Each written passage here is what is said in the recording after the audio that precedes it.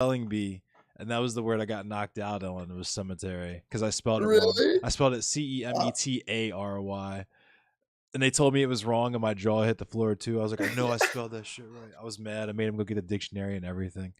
Oh That shit was fuck! mad funny. I was only ever in one. I was only ever in one spelling bee, and it was in grade 3. And I got out on drum because I put a Drum. B on. Yeah, I put a B on the end, like in dumb. Yeah, like a fucking idiot. And I remember hearing that and being like, "Oh no!" I thought I had like a fucking big brain, fucking 4,000 IQ day. Like, you motherfuckers aren't getting me on this. Oh my god. That's so wild, bro. So bad. Fuck, I hate it. Oh, fuck. I'm gonna see him ads. Fuck. Oh, fuck. That's funny. Ah, fuck, yeah. The only spelling bee I was ever in. Fucking never went in another one. I learned my lesson that day. Oh, fuck. Oh, so bad. Oh, fuck. If I need to meet or something, if you have like an intro or something going on your stream, just let me know and I can. Oh nah, yeah. I I can don't have meet. an intro or anything. I'm like the baby. Like I'm just on there. just getting it. Like Fucking when just the straight beat in. comes on, he just starts rapping. Like I go live and it's just me immediately. Fucking, I love to see it. Straight to the point. Straight to the fucking point. I love it. It makes my Fucking no VODs fucking around. easier to deal with too. That's fair. Do you fucking like upload your VODs and shit to YouTube and stuff? Yeah, I'm multi-stream. I use Streamlabs, so Mm. it puts everything on YouTube.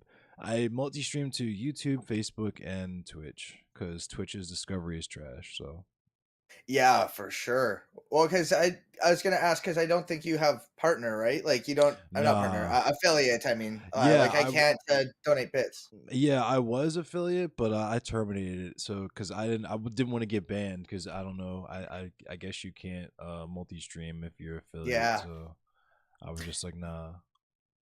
Yeah, that makes sense. If you're like, because you're like multi-streaming and stuff, I'm like, you definitely have all the criteria you need. Like, you should definitely be doing this. Yeah, no, but that makes way more sense because you can multi-stream that way. Yeah, no, that's good. Fucking, where do you find like the best streaming place is? Like, I multi-stream for like 5 seconds, but Honestly, for me, for a while, because that's what's been weird too, is like YouTube. I feel like because I don't engage as much with YouTube as like a content creator, which I kind of want to change. I kind of want to do more like essay type stuff. yeah. Just like talking at the camera type stuff, I guess. But um, YouTube is like the lowest. I think I only have like 175 subscribers or something like that, something crazy low. And for a while, Facebook was pretty cool. Like I had like 700 or so, like 750 followers, God damn. or like viewers or whatever on Facebook. But recently, since I did like the hippy dippy and like all the stuff like with my Twitter and stuff, yeah, I've been getting up there. Like I'm like I think I have like 800 something followers on Twitch now. So now Twitch is actually, Awesome. yeah. Yeah, that's great. That's fucking great to see. I'm Fucking. trying. Thank you. Oh no, it's awesome. I love to see fucking streamers and shit like grow like and shit like that, especially like when you're seeing like Sharks was a fucking great example of Yeah. somebody who I saw going from like, like 10, 15 to holy shit, like hundreds, Yeah, for sure. watching. And like that was one that I saw. And Chud was another one that I saw going from like Chud Logic, fucking just from like people that I've seen go from like very small to holy fuck, like serious shit, like Right. I love to see that. And like building shit on Twitch is fucking not easy, It's it, extremely difficult. yeah, if you don't have like outside help or networking or like communities to help grow you, it's really hard to get out there. Yeah, for sure. Because like yeah, the algorithm sucks ass. Like what, do you just go to politics and like Yeah, because that was the other thing was like I tried to for a while my strategy was to just be like really fucking sweet at video games, like really godlike at video games, and drip feed the politics in. Because Mortal Kombat 11, I've been competing at like Mortal Kombat 11 tournaments and doing the whole Jax thing, and but also just talking about like, you know, reading the news, talking about, you know, local politics and like Baltimore Police Department and of course Amir Locke. That's like been a really huge story, and you know, uh my it was weird because my biggest streams were when I was in the protests here for George Floyd and Breonna Taylor in 2020. But after that, I was like, yeah, I'm just going to do Mortal Kombat 11. And then when people come in to watch me do that, because I thought Twitch was like for gaming. Yeah, and yeah. Then I did like the hippy dippy shit or whatever. And I started going super ham with politics. Like for a while, the first 30 minutes of my stream was dedicated just to reading the news and like reading headlines and me talking about you know, how it relates to different concepts like American hegemony and like white supremacy and you know, all that kind of stuff. So yeah. But now That's sorry. oh no. Continue. But yeah, I was just saying now it just kind of is what it is. I just kind of go live, and either Mondays sometimes I do tournaments still because they take place on Mondays, but not always. But I'm trying to get back into the habit of doing the news for the first 30 minutes again because I kind of got out of that habit. I kind of just do whatever now. But yeah, no, for sure, and like that's awesome. I think that's important, and I think that there's like different aspects of Twitch and Twitch politics and what is and Twitch politics, and I kind of had a similar kind of for like how I kind of started. Like my idea was to like I was playing kind of like Pokemon TCG and kind of just like hanging out and kind of more just like hey, I'm gonna get you here with my weed smoking bombastic shit, my games, and like try to slowly bread pill you and drop some shit about, you know, like, hey, maybe we should think about, you know, worker democracy and you know, shit like that. Like, hey, that would be cool, like, you know, and stuff like that. And I kind of found something similar where it's just like, hey, like I'm just gonna stay more on like the politics. Like when I stream in politics, I tend to see more people and have more, you know, stuff like that. And I like that. And I think like I don't really do a whole bunch of like news in like the terms of like breaking news and those types of things. A lot of it's because I can't read, and trying to watch me read an article on stream is like, oh my god, you should just never fucking do that. I feel it. And second of all, I like to like see like where kind of like the story goes and kind of like commentate on kind of where it is. Like once there's some more information, you know, and like read it ahead of time and that type of shit, you know, like because I do a little bit of that too, where because that's the other thing I do is talking about like Black history and labor history. Like my birthday happens to be on the anniversary of Blair Mountain, so I talked about the Battle of Blair Mountain for like my birthday stream last year, and I'll probably do that every year because it feels like it'd be cool to do because I'm probably gonna have new people, especially now. There'll probably be new people every time I do it every year. So yeah, that's awesome. Yeah, that's really cool. Fucking that is a tradition that I think is based. You know? Yeah. It's cool that they like still find guns out there and stuff, like buried and like behind trees and stuff. That's so fucked. Yeah, that's so crazy. Well, like, oh fuck, when it comes to like finding like artifacts of like shit that's like buried and stuff, I think about like all the shit that has been buried or gone or worse, like destroyed. Yeah. Like what we've seen with like the recent book burnings and the things like that. Like, don't get me wrong, like I don't care how many churches are burning a couple books. Like it's not gonna destroy the book from relevance nowadays. But like in history, right? Like holy there fuck. was like I forget, I think it was like Brazil or something, where there was like a library that burned, and it was all those languages that were recorded, and that was the only place. The burning of like Alexandria. No, that's like in history, but this was like recent, like within the last like decade or so. It was Oh, like really? yeah, it was like a library where they had, because they had different recordings of the indigenous peoples, like different languages, like different dialects and stuff. Mm. And that Oh, was the okay. only place where that shit was recorded, and the fire destroyed it. Yeah, so it was kind And of that's nuts. modern, Yeah. like fairly modern. You said in the last Oh how yeah. long? I'm Let me Google this actually, That's because I'm never gonna crazy. forgive myself if I'm like, hang on. Oh God, Jesus Christ! Good to see you, Newman. Oh fucking dear Lord, have mercy on her soul. Have you ever experienced Newman Leary? No. Oh fucking dear Lord Jesus, have mercy on all our souls. I hope that you don't have to. Good to see you, Newman. Yeah, this was actually from 2018, so this was in the last like 5 years.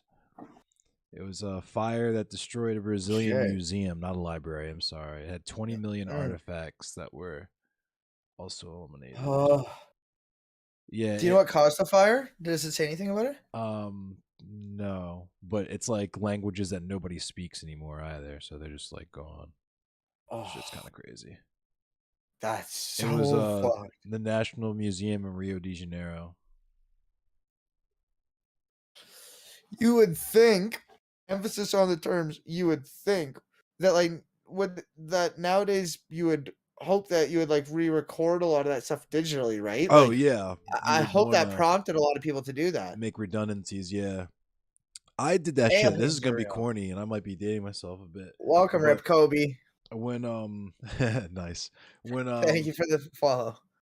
the MySpace like thing happened, and all those like bands that MySpace was like the only place their music was recorded, they lost all their music. So that was like a Oh, wild moment. oh my God, fucking! I miss MySpace. I'm gonna just come out and say it that MySpace was better than fucking Facebook ever was. Okay, the ability to have music and shit on your profile Facts. and like custom your background and shit.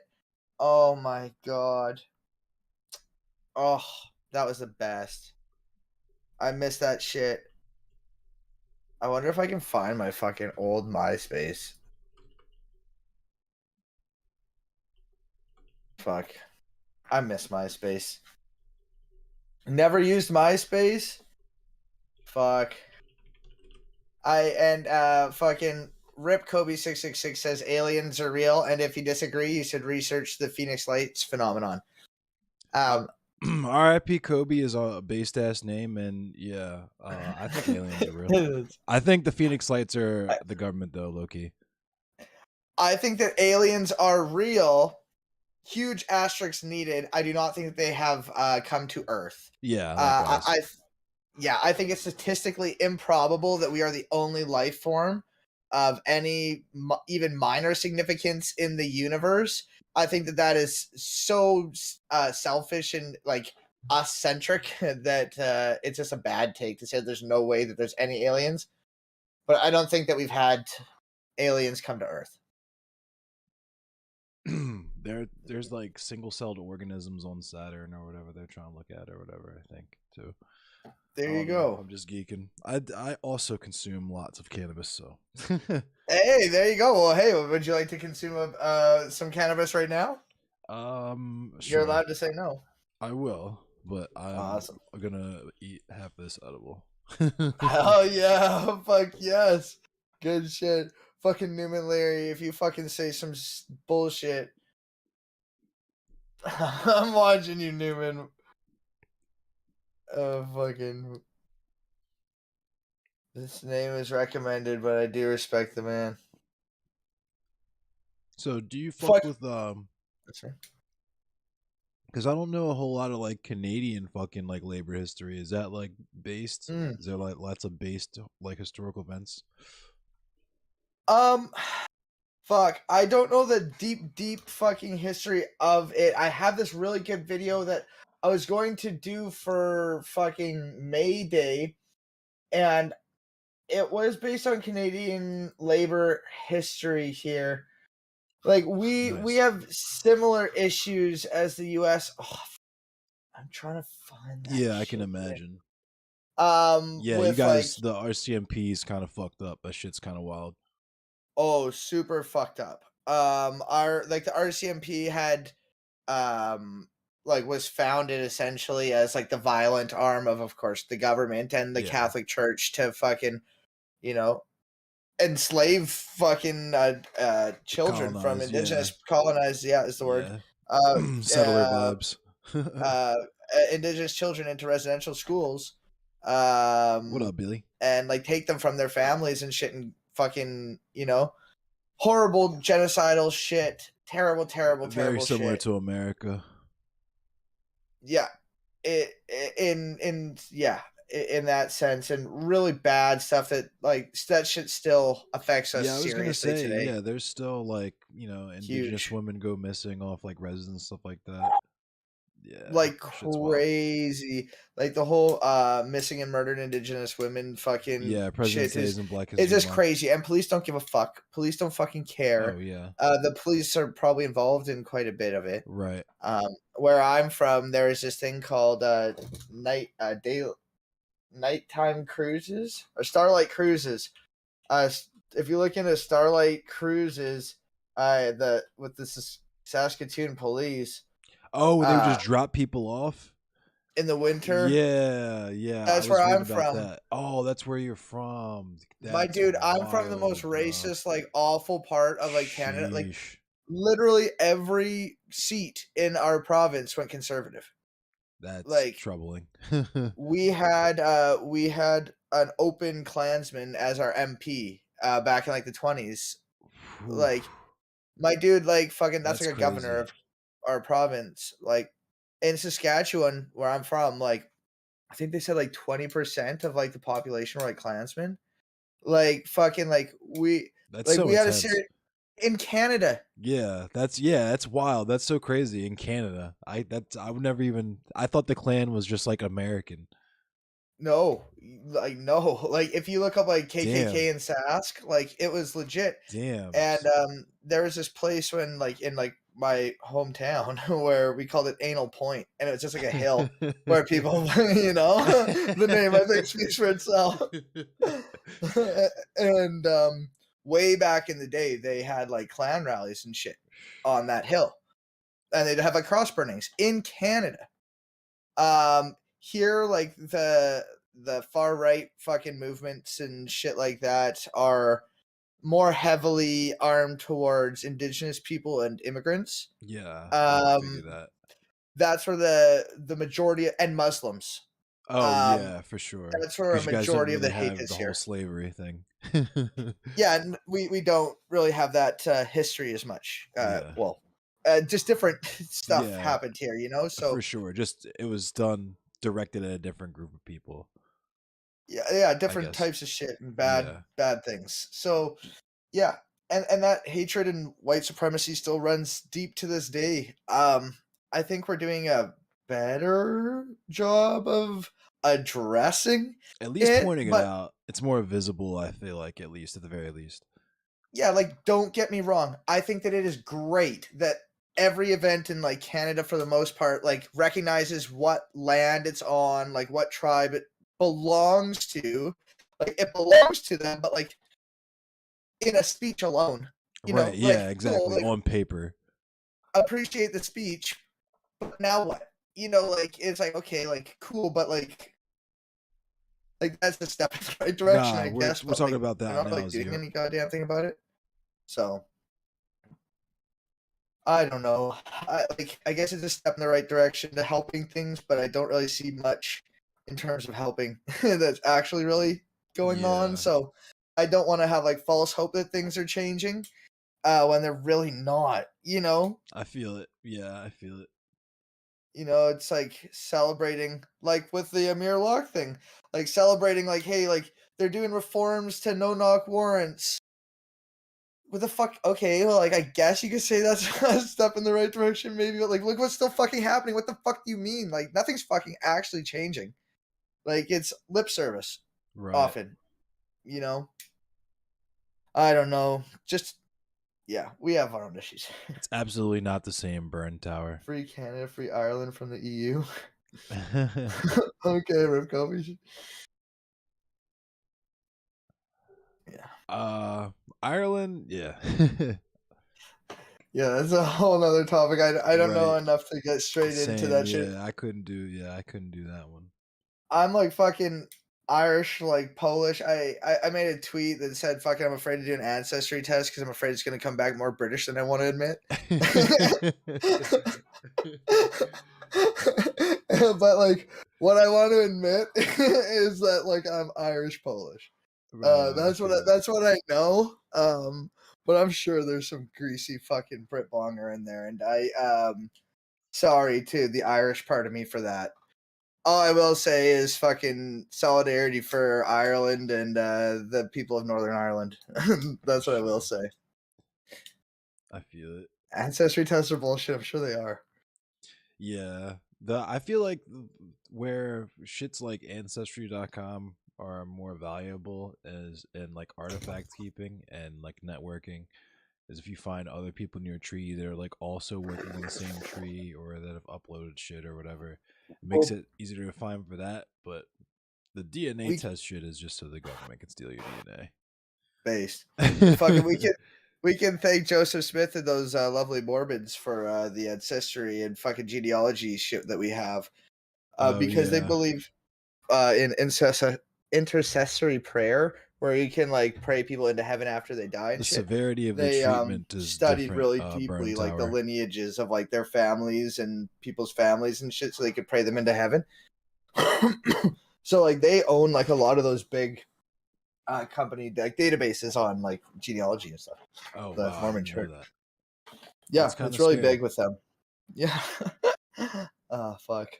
Yeah. I love fucking Mormonism. You can see in the back there's a Book of Mormon. I'm not a Mormon. I'm an atheist. I find religion very interesting. I grew up in like a I grew up in like a what I call a high control group. Or a cult. Fucking Christian Protestant school that was very very what's the indoctrinating is the term I'm looking for. So I'm into culty religions and stuff. Yeah, I went to a few different Catholic schools, and that kind of just like I was my family. I was raised Baptist, but going to Catholic school was its own experience. Yeah, but I guess you could call me an atheist now. Okay, word. Yeah, I went to a Catholic school for high school. Luckily, I got out of my other school because it was K to 12. It was gnarly shit. It was How like long ago was the Christian Gauls, ethics though, every day bro? for We're an not talking hour. about the Gauls. Fucking chapel twice a week for an hour, and science class was pretty much Christian ethics again. Like my science class was like animals that defy evolution and just straight creationism. You know, I was taught that the Earth was like 6 to 10,000 years That was old in also school. shitty. You know, shit like that. Yes, 100% Dumball. Agreed. Hey, Dumball. It's fucking saying that endless equals based. Hey, hell yeah. Dumball is based. Dumball Just is based. because everybody, I hope everyone listens to Lil B. Fucking Lil B, fucking some fuck Kevin Durant. Fucking I haven't listened to But what Lil B was in the a point long in bringing time, it up, but though? fuck Kevin Durant is what's like the point a of bringing great up fucking timeline song. bias? I think that shit's fucking hilarious.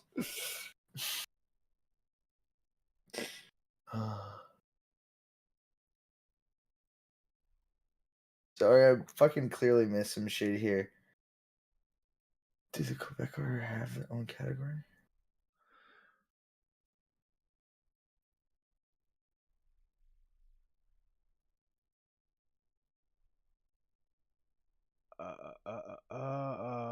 Let me. Oops. There we go. Okay, sorry. But sorry, Little B. What about Little B? I hope that everyone that uses the term based actually listens to Lil B. I think very, very, very, very few percent of a percent, like 0.18 of an eighth of a percent of people who use the term based listen to the based God. I think fucking based God is fucking hilarious, or Lil B is fucking hilarious. but I think that I'm a task force veteran. I'm a task force veteran. I think Capital C said it best when he said, "They say hard work pays off. We'll tell the base god don't quit his day job." Fuck.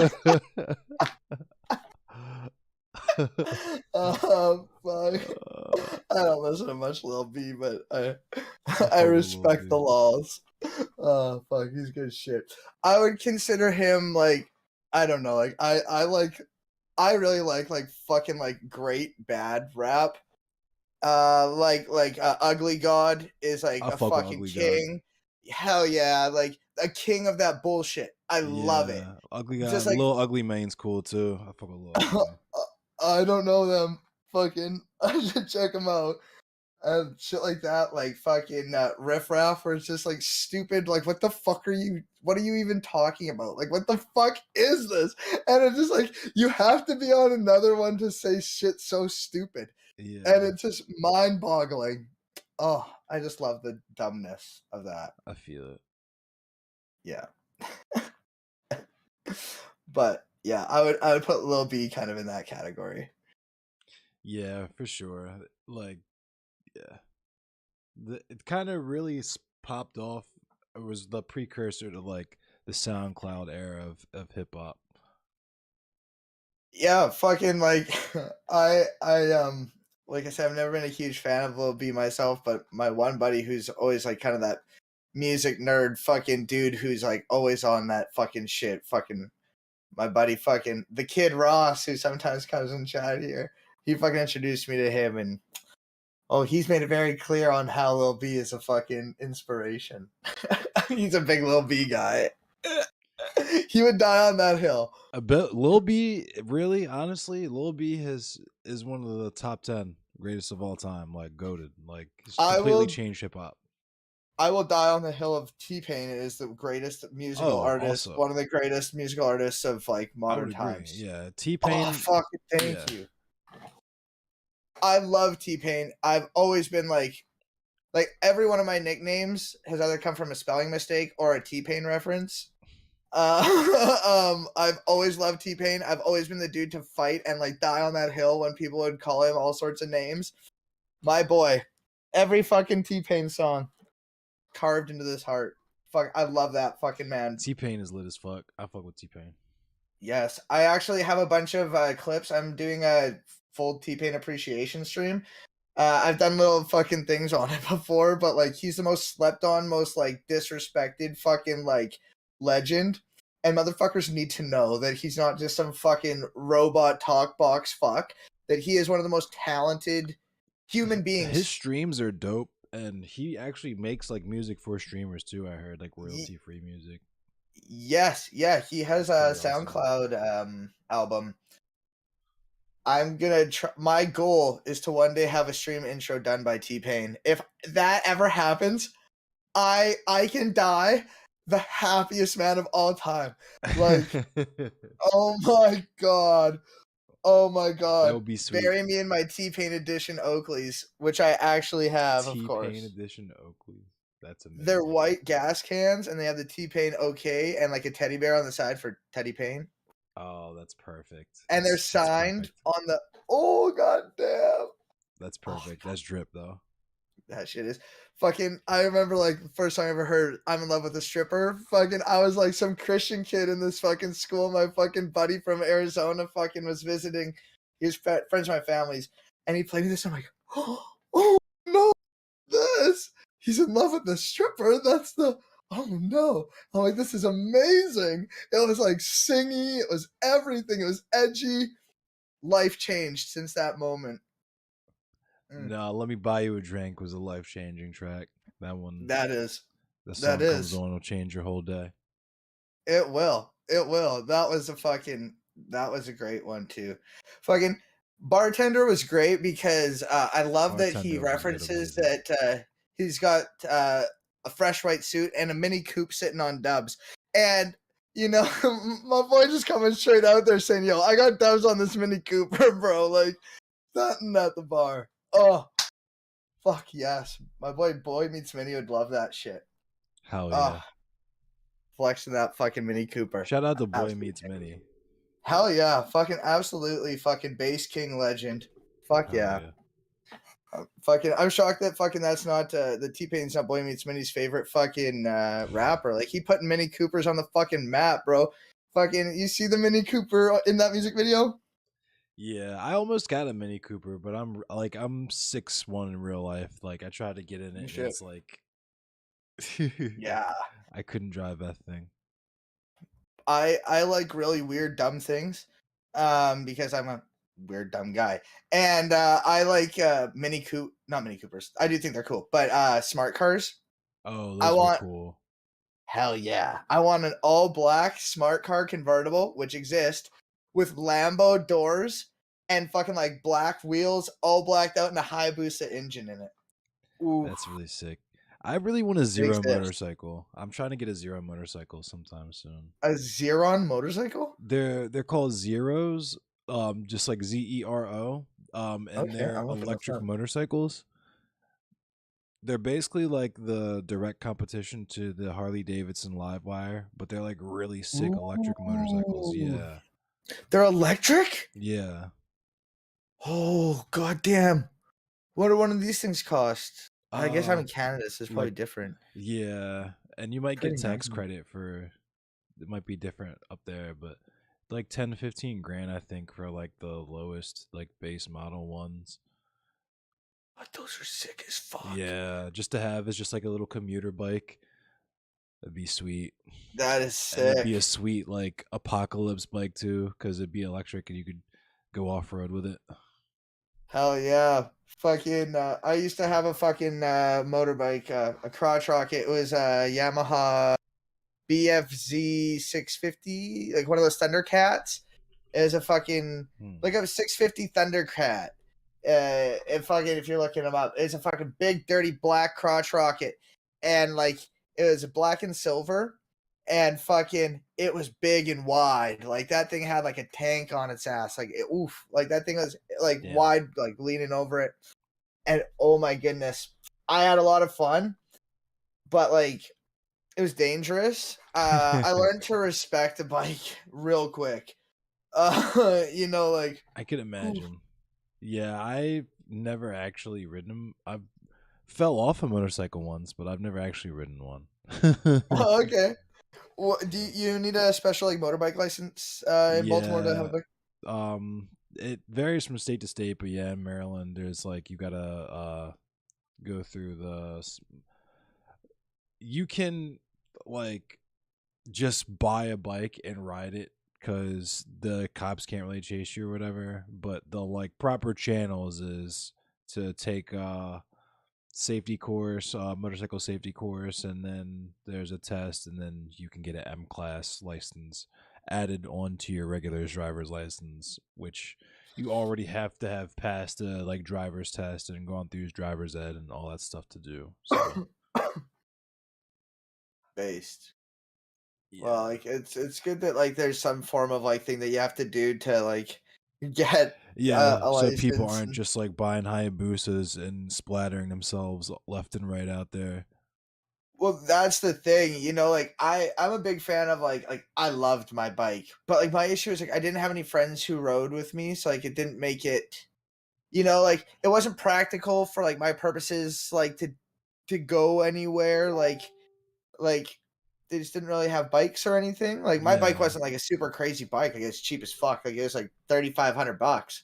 Um but it had illegal taillights. Ooh. So I couldn't take my final test on it. So I had to use my girlfriend's husband's 1650 Buell or some shit like that. And so I'm like, oh fuck. And so I'm like practicing right before my final test. Like I got it like an hour before to like fucking like, get used to this fucking bike. Oh god, I'm getting a fucking panic attack even thinking about it. There's this big curve that I'm coming around, right? And I fucking accidentally give it too much fucking nuts.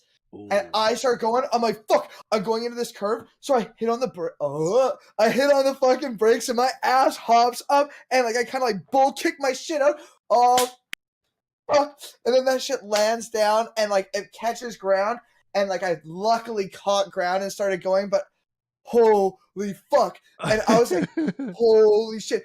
That second, I learned It's so puckered. goddamn Just fast puckered. that, oh, yeah, for real. Like, my ass still clenching now. Fucking, like, shivers up my spine, dude. Fucking, oh my god. Like, you realize in that second, like, you're 1 milli-inch clink away from, like, seriously fucking yourself if you don't respect that shit, you know? Yeah. That's Like, what's, yeah. yeah. That's why I definitely want to, even if there's ways to go around it, I'm trying to do this safety courses. Yeah. Yeah, fucking, like, and, like, don't get me wrong, like, my bike was a 650, which is a fairly powerful bike. Like, that, his bike was, like, fucking stupid, like, dumb crazy. So, like, yeah, it's one of those things that, like, they're fucking awesome. But, yeah, like, respect the bike. Because Yeah. it will win. You will lose. Oh yeah. The pavement will win. Yeah, true. That that The is pavement very, will be very taking true. the W. Yeah. Do you guys have, like, pretty decent roads and shit in Maryland? No, No, fuck they're no. bad. Our infrastructure is fucked. Yeah. Yeah, it's pretty bad. Cuz we have like where we are, like continentally, um we actually get like varied seasons and shit. So like right now, it's cold as shit and it'll be, yesterday it was like 65 degrees. It was nice out. Today it was freezing and it might get cold enough again for like the ground to freeze for like snow or ice or whatever. So Yeah. we get like massive potholes and shit here and Yeah. from assault and stuff. Yeah, our roads are fucked. Yeah, that's our issue too. Yeah. We have fucking stupid, crazy, extreme weather, and it shifts so fucking crazy fast too. Like, yeah, Yeah. on and off. Like, it's huge shifts. So, like, what can you do? Like, it's just like broken, and then they fucking just like piss dirt in a hole and fucking say it's good. Hey, Frackle just said what's up.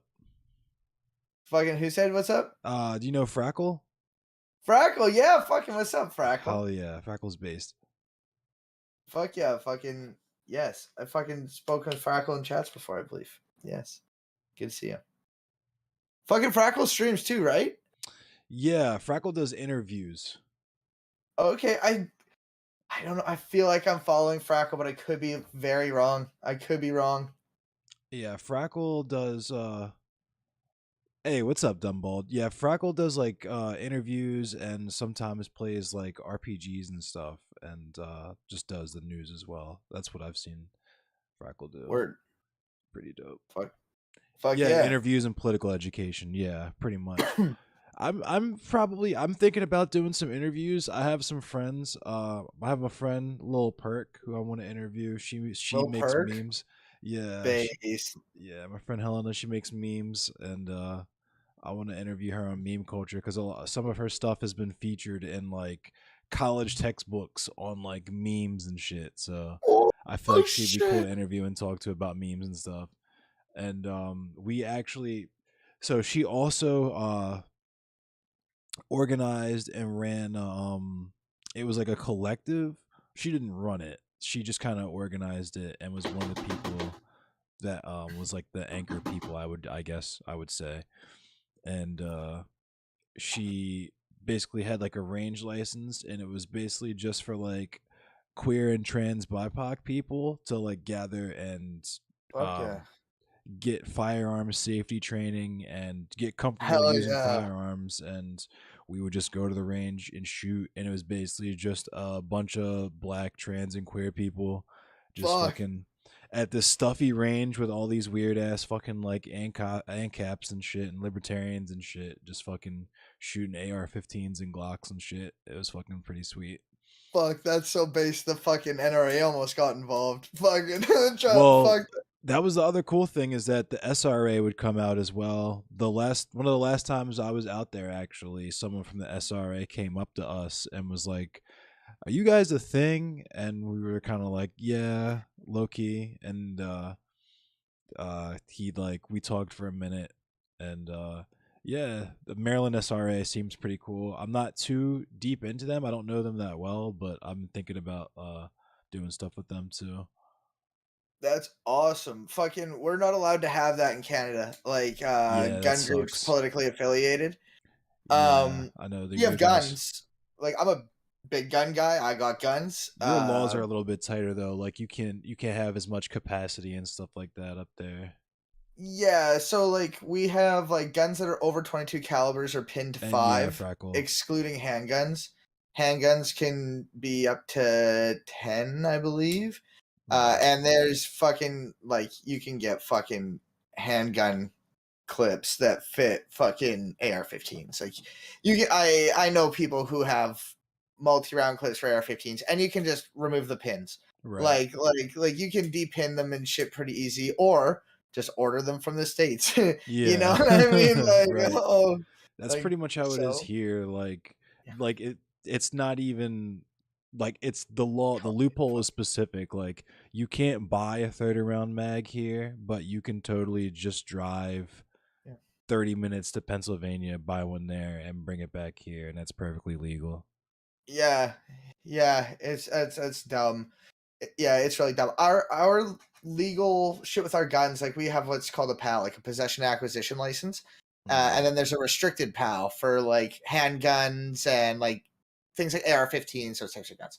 And you have to take like special training to do that. There's background checks. Your name is run through this like database every 24 hours to check for like criminal record shit. Like Oh it's wow. very tightly controlled. Like the gun record system here in Canada, like the RCMP checks it every day. Damn. If I fucking get like arrested or something happens tomorrow, they're coming for my shit tomorrow. Damn. Like you That's know, nutty. or like they're being alerted that hey, Yeah. there's This I guy's own these armed. firearms. Yeah, right. Yeah. Yeah, that's pretty intense. Yeah, and we got guns. Like we have some gnarly guns. You know, like I got some guns. My dad is like scorpions and fucking like Tar 21 ass Ooh. shit and Yeah, like that's nuts. fucking like a 15 round shotgun. It looks like a fucking like Sheesh. Arnold Schwarzenegger ass. Like it's a big fucking like square fucking like yeah. If you look at 15 round shotgun, it looks like it's from like fucking Terminator. You know, like goddamn. Like we can get crazy shit except for AK-47s. Because I think because the reason why essentially is because like their association, which is like the fuck Oh does that yeah. mean? I Their guess association, the AR-15's associated with like some gnarly shit too. I don't right, know, but that's true. But I guess like at least with the AR-15 you can kind of reasonably be like I go hunting with an AR, but like people think of an AK, you just immediately think of fucking like freedom fighters. yeah, fuck yeah, You for sure. immediately Well, think like of based activities. yeah, that's fair. That's fair. But like I have an SKS, Yeah. I guess like yeah. Well, yeah, I guess that makes sense. SKS yeah. is a little bit more like I guess Let's they see, fuck, figure it's a longer like a SKS is a longer barrel, so it's yeah, more more of a unwieldy. hunting rifle Yeah, than like an assaulty rifle. exactly. Yeah, and I know like the terms like assault rifle and shit are so like It's what the fuck does that bullshit, even? but yeah, yeah. Who But here in cares? Canada and shit, there's like a temporary like fucking like things like AR-15s and stuff like that. That there's certain guns that are like temporarily recalled, but like guns rights people are like pushing back and shit on it and stuff. Mm. Fucking yeah. So Yeah, I'm sure the 2A nutters have made everyone well aware we could have damn near anything here. It's kind of impressive. base Nolan. Fucking sorry, say that again. We could have damn near anything here. It's kind of impressive, just because the Yeah, police are the ones that end up getting all of it. true. Fucking, but yeah, you can have like pretty much fucking anything fucking down there, like, but you can't have fully auto and shit though, right? No, you can't have. That's what shit's getting crazy right now. So like, there's obviously 3D printed firearms. That's its whole thing. But you can't have like an auto sear, but you can have something called like a forced reset trigger, which basically just it's a little thing that's like almost like a wheel that goes behind the bull carrier group that makes it so when it goes back into battery, the hammer hits the primer and like fires the next bullet. So it essentially makes it automatic fire, but it's technically not a fully auto weapon. It's just a force reset trigger. It's not an actual auto sear. So like Hmm. people got this thing that you just drop into your lower and like 3D scanned it and you could 3D print it and they like put the files out for it. So you could just 3D print that Yeah, shit. So there's like this whole yeah. thing now with the kids, like the kid that made it is getting sued, the company's suing them, and Well, it's like, good luck now. Like, it's out now. Like, yeah, fucking, right. It's I guess it's more of like a that's legal fucked. thing because they Yeah. have to. I guess they're just covering their bases, but there's so many different things that the government tries to do that people just end up getting around either through some legal loophole or through like printing and that kind of thing. It's just really wild. Yeah, that is crazy. And Thank and you, like, well, you Mudkips. can like fucking print full guns now. Like, you can straight print a gun. You can Like, I know it's well, hard, but you can't. Well, yeah. Well, that was so when I first got became like made aware of 3D printable firearms was in like 2011 2012 when it was the Liberator pistol with Cody Wilson. Uh, and that it's funny as well because that was also when I was into like Stefan Molyneux. So that's when I was oh shit. like I was like peak Anarchitty, like just straight up Yeah. Anarchitty vibes. So I'm like, hell yeah, people are gonna like, and within 10 years, every house is gonna have a 3D printer in it, and you're gonna be able to print a gun. That didn't really happen, but yeah, as time progressed, like you can't. So you can still print a whole gun. There's designs for that, but where 3D printable firearms really went was just like printing frames. So like Mm. you could just print like a Glock lower frame and then just buy parts kits and have a fully functioning Glock that's like a ghost gun or Yeah. the AR-15 lowers, AK-47 lower frames. That's a little bit more crazy to do because the stuff's actually in there that moves around. But yeah, Yeah. Scorpions, Mach 11s, there's all kinds of stuff that you just like print the part that you would need to have like serialized or the frame or whatever, and then you order everything else online. You could just build it. Hmm. That yeah. Fuck. There you go. Fucking. But in the states and shit, like that is like fucking like easier than going. And I guess it is more ghosty. But like in the states and shit, if you go to buy a gun, I guess it depends on the state, of course.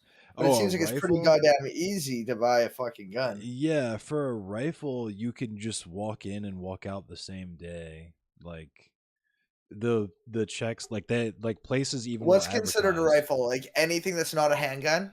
Pretty much. There's like and my knowledge is a little hazy, but there's like I believe there's handguns and then like non NFA items. So like you're like short barrel like shotguns and that sort of stuff. And then rifles, which is like barrel has to be longer than I can't remember what it is. It's a certain length that like the barrel has to be and with the stock and there's all kinds of weird Yeah. little like permutations that go into it. Yeah. Hey, thank you for the tip. But yeah, essentially for like a rifle, which is like, you know, AR-15, AK-47 and that type of stuff, they do a background check on you, but some like Bass Pro Shop, like hunting stores and stuff like that, will advertise that like that shit only takes 30 minutes. Like you can be in and out same day. Handguns, you have to go through a class and you have to get licensed to purchase a handgun. Like you in a gun Mhm. store, you show them your HQL, and then you can buy whatever guns from there. But um, for the most part, there's like so many handgun frames that can be printed now that like you don't really need to if you can finesse Get that. the shit. Yeah, shit's kind of silly. Yeah. Fucking is the handgun course like difficult or long, or is it like pretty good and quick? I hear it's pretty decently easy. It's just basic firearm safety that should be common knowledge, like basic stuff that you'd learn even if you went to a regular range, like stuff you would just see on posters on the wall or something like that. You know what I mean? Like when it comes to Canada here, like With handguns, it's a little bit different because like with restricted weapons in general, like we have like a restricted level where it's Mm. like same thing, barrel length. I think it's like shorter than like 28 inches or some fucking shit. And handguns are restricted. So like you need to get a special license and they can only be used at the range, period. Wow. Like there you have to get a license, like a permission from the RCMP to take it from the shop to your house. It can only go from your house to the range and back. Like you For can't a stop handgun? for a handgun or any restricted weapon. Oh, wow. So like cuz I was thinking like um if you were out in the woods or something, it's Canada, if like snake shot or moose or something, you can't even have a handgun.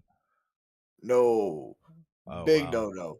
You can have a shotgun, Oh, maybe. okay. Yeah. Like you can have a shotgun and shit. Like, yeah, like if you're licensed and shit and you're like in the woods, yeah, you can for sure have a shotgun and stuff for like hunting or defense or whatever from like animals. Yeah, Yeah. for sure. I want to emphasize defense from animals. Animals, right, There's yeah. no doctrine in any way, shape, or form in Canada where you can kill somebody with a fucking gun. Yeah, that shit's intense to me. That shit's Like kind of crazy. asterisks like needed. Like there's been like a few cases, and the people who have died have happened to Definitely almost always practice. have been indigenous people. I wonder why it's gone in the Of white people course. who've shot them's favor. Farmers who have shot indigenous people on their land fucking have gotten Naturally. away with it a few times.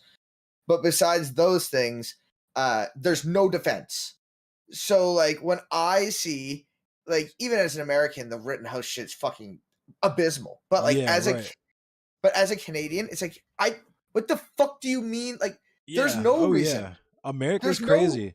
Like, it's basically, it could be described as this. Like, if I walk up to you on the street and start shit with you and you start beating the shit out of me and I lose the fight, I get charged with assault. But if I Mhm. start shit with you and you start beating the shit out of me and I pull a gun out and shoot you, then that's cool. That's fine. Like, That's self-defense. You feared yeah, for your self life. defense, right? Castle doctrine, my dude. Like you're a castle, bruh. This Like shit's fucking what crazy. the fuck is this? It's absolutely ridiculous. Like here in Canada, like you break into my house, I got guns like a motherfucker. And as much as I want to be like this house is guarded by a Smith and Wesson, brother. No, it's fucking not. Oh yeah, It's I got a fucking trigger lock on it. It's in a locked case in like a locked room. Like there's so many locks behind those fucking guns. And that's even what's. if they're sorry, continue. I was gonna say, yeah, that's what's crazy about the states too. Is that depends on what state you're in, where it's like that. Like here in Maryland, the gun laws are tight here. It's because um, it's a heavily Baltimore is a 60% black population, had its own Black Panther Party, just like Chicago and California, who also have Nice. tight gun laws. You know what I mean? Yeah. But yeah, Maryland, like the gun laws are essentially like if someone jumped in the house, like someone comes into my house right now, even if they had a gun and they were like trying to shoot me, I have to prove that I couldn't like jump out the window, hide in the closet and hide from them or something. That Yeah. like I like if I shoot them and I don't kill them or something, they can't say that my word against theirs or whatever. I have to prove that I wasn't like backed into a corner and the only way that I could have possibly gotten out of the situation was to shoot them. Like I would be getting charged with assault with a deadly weapon or something like that at the very least. Oh yeah. Well, like fucking for What sure. up, Like in Prog? Canada, like if some like us shit Hey, what up, happened, Prog? Yeah, you're a groupie. and like like there's like motherfuckers like trying to murder you and fucking you like shot all of them, like you would get arrested for Oh like yeah. murder here in Canada. Like it is like that sucks, dude. Like I'm sorry that the people came with the scissors trying to kill you here, but like, dude, you can't just murder people with Yeah, you guns. can't just Sorry. blat people just cause yeah. That's not Or how this yeah, works. or anybody. Yeah, fucking yeah, fucking. But like that was just a fucking movie I watched recently that fucking had people coming in and fucking stabbing each other and fucking shit. But like, if there's nothing that there's no excuse here in Canada. So like looking at shit like that in the States is like so fucked up to me that it's even really a question. But Right, yeah. going into it the mindset that okay, like the right to bear arms and like the whole like castle doctrine shit and like the whole like okay, well like if your life's truly in danger, even then, like that situation in particular is fucking stupid and ridiculous. But like, it's just so fucked up to me, and I think it's crazy because like we have a lot of guns. Like, yes, you have more guns than we do per person, but like we got a lot of guns, regardless of what fucking and good ones too. Regardless of what fucking Hassan Piker wants to say with his blunderbuss shit, we got guns. Fucking goddamn, fucking but we have some issues. There's been some awful right wing fucking violence here, with mosque shootings and awful horrible Yeah. things. But like we don't have nearly. It's not even close. Like there's clearly something more to it in the Right. States, and Yeah, and for and sure. it's that mentality that shit's even a question. You know, situation like Yeah. that. That's what yeah, that shit's just always crazy. The Ahmaud Arbery shit was actually kind of surprising. That I feel like the only reason that it played out like that is because that shit was so blatant. Like, Oh yeah. especially now with all the shit that they've been seeing with like the text messages and shit. That shit's like comically hilariously racist. Like, My dude, like that shit that's like that, like borderline. Like, is this shit real? you're right, Like yeah. where he was like, we used to go around and do hate crimes all the time. Right. Like, wait, what? We did a hate crime The every Cracker day. Barrel, the Cracker Barrel one, that shit was crazy. I was like, My it's dude. shit that was so advanced that I'm like, I have to remember that one. That one was funny. Oh, so bad. Like, yeah, like I didn't read all of them, but I just saw kind of like an article kind of showing like a few highlighted ones, and oh, fucking so dumb and so awful. And like, I think the only reason that any of this shit is being talked about is because like it's being caught on Oh like yeah. video and Oh shit yeah. by other people. Frackle was And saying our gun culture is right wingers tether their guns to their religion and their nationalism, yeah, which is yeah, pretty true. I think that that has a thing. And you guys have that whole like rising up against tyranny shit. Oh yeah, Um, the yeah. and that's the shit. And I've talked about it on stream many times. It scares the fuck out of me. Like when it comes to language with things like using the terms tyranny. Like this is tyrannical, you know, like, and it's used purposely by these right wing pundits. They know what the fuck they're Oh saying. yeah, they know exactly what they're implying. Like they just don't You, want to say the quiet part out loud. they're literally saying, "Get where are your guns? Are you shining them? Are you greasing them up? Are you Yeah. getting ready?" And then it causes people like at the Charlie Kirk fucking Turning Point USA shit to say like, "When do Oh we get to use the yeah, gun?" that shit was crazy. That was so wild. And yeah, and there was another one, and I forget what one it was at, but like there's another one That similar. school, the lady was at the school saying if they made her kids wear masks, she was gonna bring guns to school. Like they were just gonna wait for her to do that on Monday. That shit was crazy too. Like that's just so fucked, right? Like that's Hey, what up, like Greycraft? What up, Dumbledore? that's What up, Justin? uniquely American. Um, I'm sure like places have similar things like that where there's like violence and guns and stuff, but like, goddamn, goddamn. And Exactly. what scares me the most as like a Canadian, and like one of the things that makes me think like, oh fuck, is we're seeing this shit fucking piss over here. Like I see Trump flags flying in fucking my place in Saskatchewan. Oh yeah, that What shit's nuts. Yeah. Confederate fucking license plates, fucking Confederate shit here. This trucker rally shit's just kind of showing it more and more. I had talked about it more on Monday because like there's so much more going on Yeah, here I was now. gonna say because But I don't really know anyone from Canada, and I've been kind of following it in the news, but I just been seeing people going back and forth. So it'd be I wanted to get some perspective from some boots on the ground. You know what I mean? yeah, so like fucking like I live far away from Ottawa. So Ottawa is like on the other side of Canada, which is like if I was to drive there, it'd be like 30 fucking 8 hours. Like that Oh shit's far damn, away. shit. Like that shit's very far away. Canada's goddamn huge. Like I can Canada's yeah. big. Like it's a big place. So like it's very far away. But fucking like there's fucking maybe 38 hours is a bit far, maybe like 30. Like it's far away.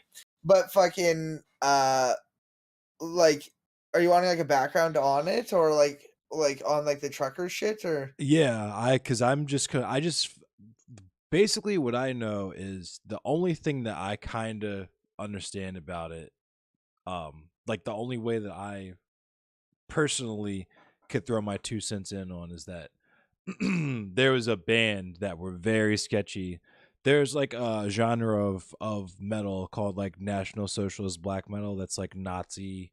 I watched a fucking documentary on like they have like a festival in like Yeah. Sweden or some Oh shit. yeah, they do all kinds of stuff around the world, and there's a band that's like adjacent to that that was at the they were at the trucker shit, and that was like, okay, that's kind of sus. Yeah, so that made That me be is like, super sussy. So fucking yeah, so essentially what it is was fucking long story short, fucking Canada was doing COVID passports, essentially showing you needed vaccines.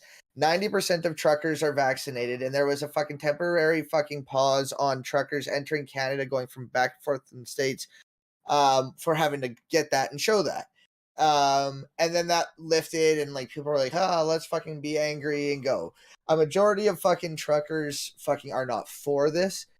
In fact, my girlfriend's grandparents own a trucking company, and they're like fucking like get these fucking like dudes like out of here, like fuck these idiots. Like what are you when are you gonna tell them to go home? And I'm like, fuck, if I could get them to go home, like I would. Like fuck these people. Like I hate them. Like they're the worst people. So they're yeah, fuck. They're a freedom rally, or over here we call them the Flu Trucks Clan. that's so good. Yeah. That's so good.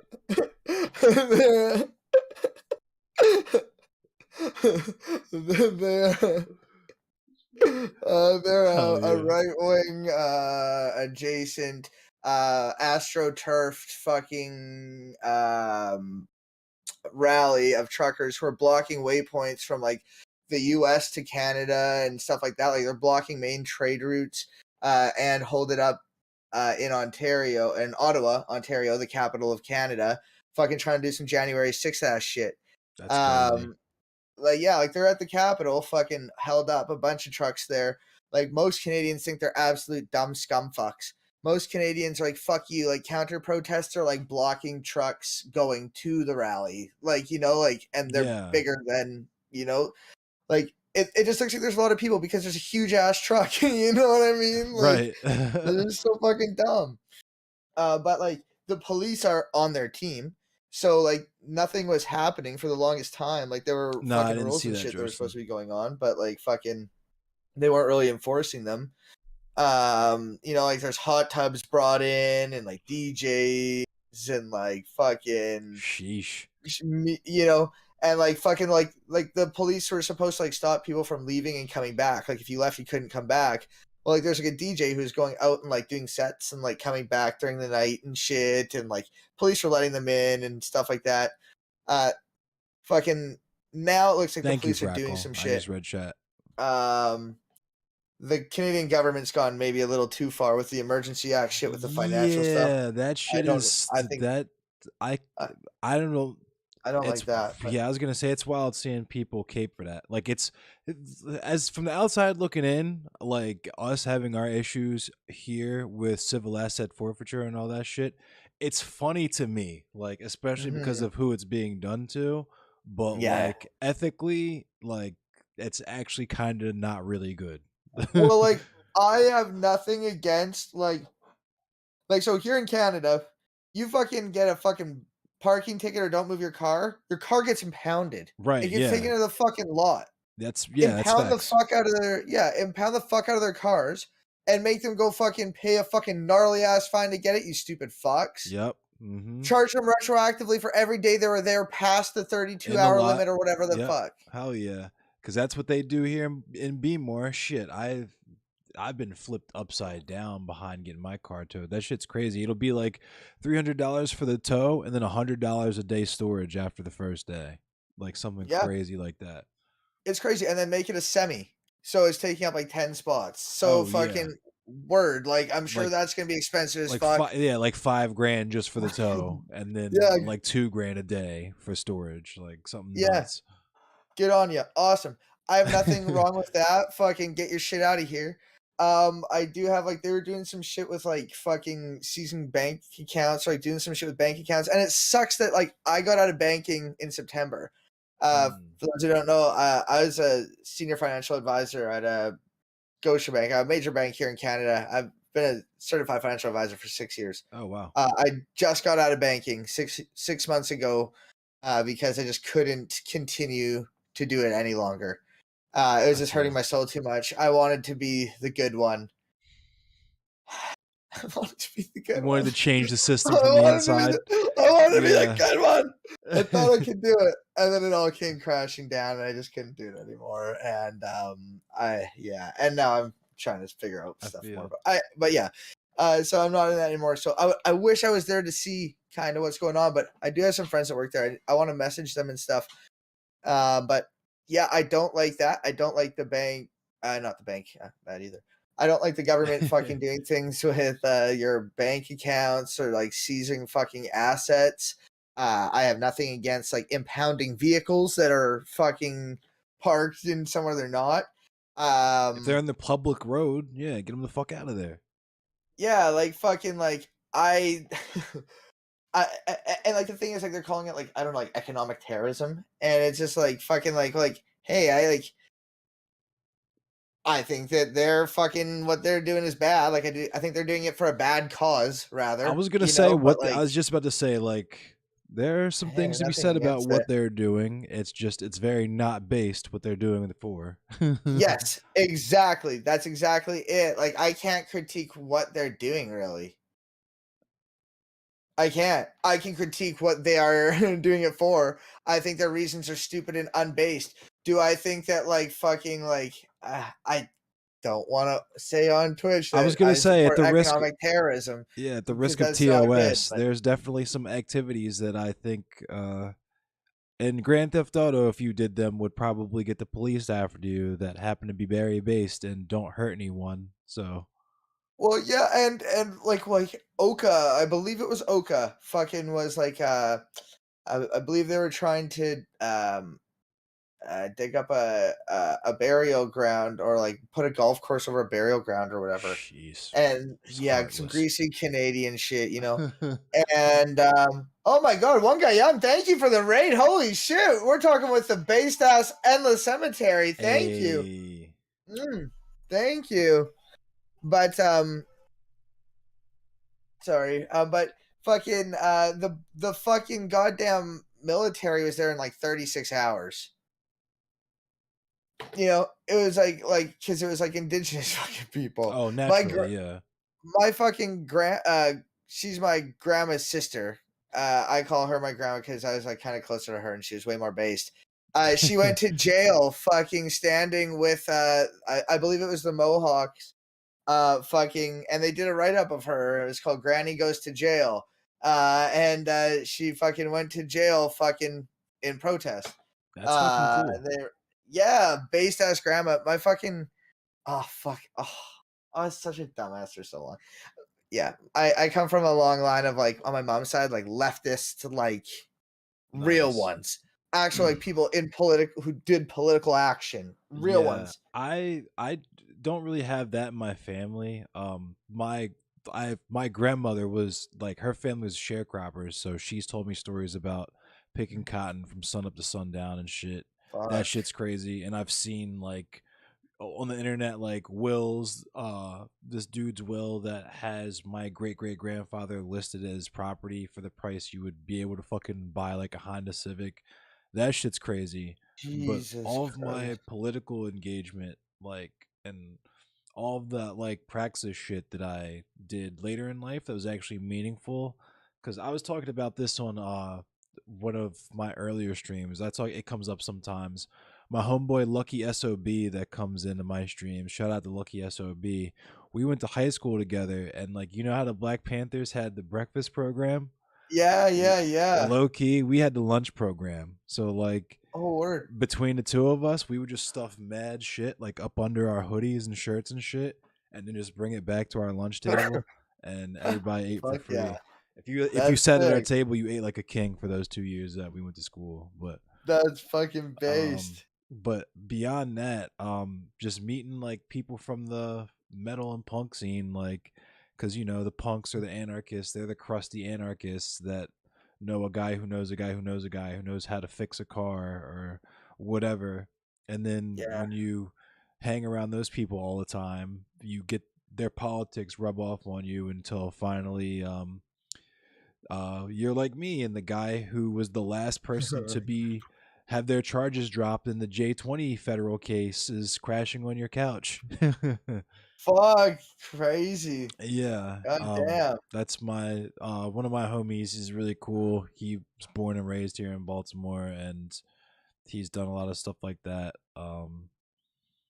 We tried to when COVID first happened, because he was moving in with us, we tried to get tenants union organized between our place and like the other people that were renting from our landlord. So like we would actually just get like boxes of food and start, and we were bringing them out to people still masked up and socially distanced and stuff like, hey, just making sure you guys are cool. We know times are tough and don't know if you guys lost your jobs or anything like that, but if you did, here you go. And if you ever have trouble paying rent or our landlord starts pressing you for rent, come talk to us and we'll try to get something going to figure out either covering it or organize and tell them to fuck off. And Yeah. it was such like a strenuous task trying to even find all of the people that this like slumlord was renting to. And then I also ended up quitting my job because it was really unsafe because I worked at a hotel at the time, and another both of our roommates like ended up moving out, so the house just kind of fell through. But yeah, and of course I have covered Food Not Bombs. I always recommend people send money Mhm. to Food Not Bombs. Food Not Um, Bombs. yeah, Yeah. Food Not Bombs is really fucking cool. Frackle helps Food Not Bombs that where he's at. It's basically just like just feeding people for feeding people's sake, and it's like really good actual like good food for people, not bullshit. And Oh, there's uh one in my town. yeah, send them money. They probably could use it. Oh, And yeah, a lot of my friends that I met through punk and metal, either cook or serve or do whatever. They do whatever they can. It's funny because Second Thought on YouTube did a video that yeah. featured Food Not Bombs, and the B-roll that he used in the video had video of my friend. It was Baltimore Food Not Oh, Bombs. sick. Yeah. That's sick. Yeah, right under the I-83 like bridge overpass where there was a for the longest there was a tent city over there and they used to serve food over there. That's fucking awesome. Yeah. That is really, really cool. Oh, that's awesome. I didn't know that like they had one like in my like community like this here. Thanks, Dumbo. That's awesome. Cause I've been thinking of doing Yeah, kind hell of yeah, a Frackle. some like game shows and things like that. And I want to like uh raise money and like donate to like a local Yeah, me thing too. that's like a fucking actual like mutual aid, like human beings. I don't want to give Oh it to a yeah. goddamn Right, right, charity yeah. organization. That's what, yeah, solidarity not charity, my guy. Yeah. Food Not Hell yeah. Bombs.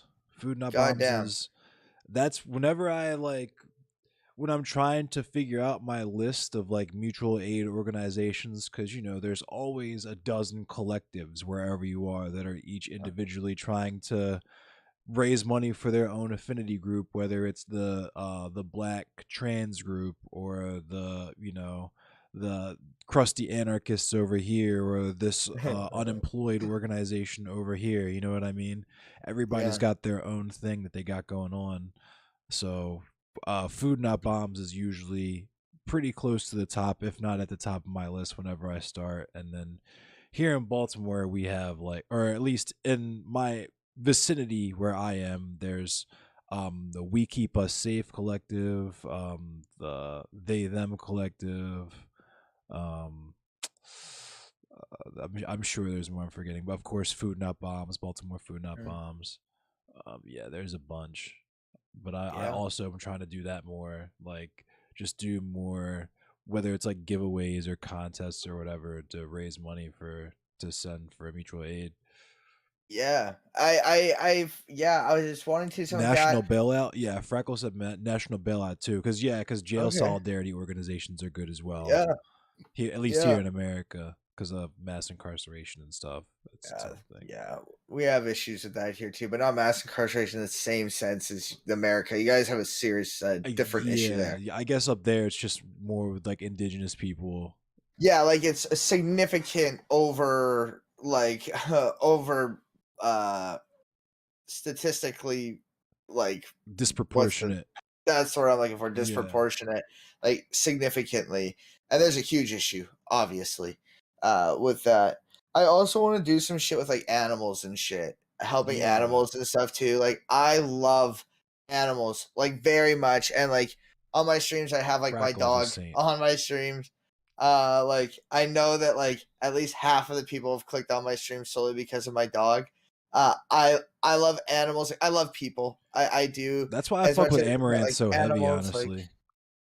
yeah, Like I don't I really don't like I know. don't watch I Amaranth don't or really get. anything, but like I I don't know. know she like bought like an animal sanctuary or something with all of her bread. Oh, Yeah. that's awesome. Like that's where I like would do I that. love people. I What me would too. I would have like in a perfect world, I would have like a commune / animal sanctuary.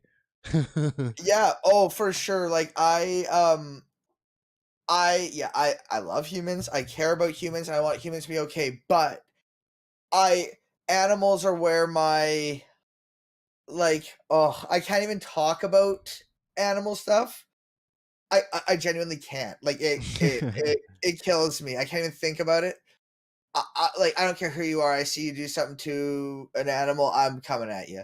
Like that's Oh something that, yeah, same. and I would love to like help in any way I can. I'm too soft for that shit. Like I can't even like go to like the animal shelter. Like I just like it kills me. Oh, I can't Yeah. even think about I the animal couldn't do shelter. it I just want to either. give it I had a friend all that the things I need. volunteered growing up. My singer in my first band, his older brother who was in my graduating class, he would volunteer at the animal shelter and like got a job at the animal shelter. Would work there all the time when we were in school and immediately after school. Yeah, fuck, that's Fuck awesome. Like SeaWorld. Yep, definitely fuck SeaWorld. yeah, fuck SeaWorld for sure. And fucking Kurt Coleister is saying that Amaranth is cool. I've never watched like fucking like I I don't know if it's just because always thought there was a Sabuba streamer.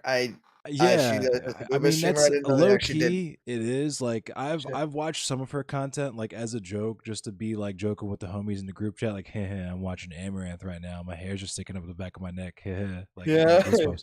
But like, yeah, it's just like ASMR, like ear licking or whatever. Like, yeah, it's very horny. It's not It is. it's not overtly pornographic, so it's not TOS, but the vibes are extremely horny.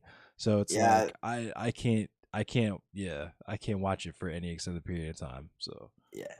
I see like on Twitch, like when you have friends and shit, you can see what they're watching. And I got some buddies I see when they're watching it fucking for long periods of time. Hey, not judging. Hey, you do that shit's you, mad you funny. know?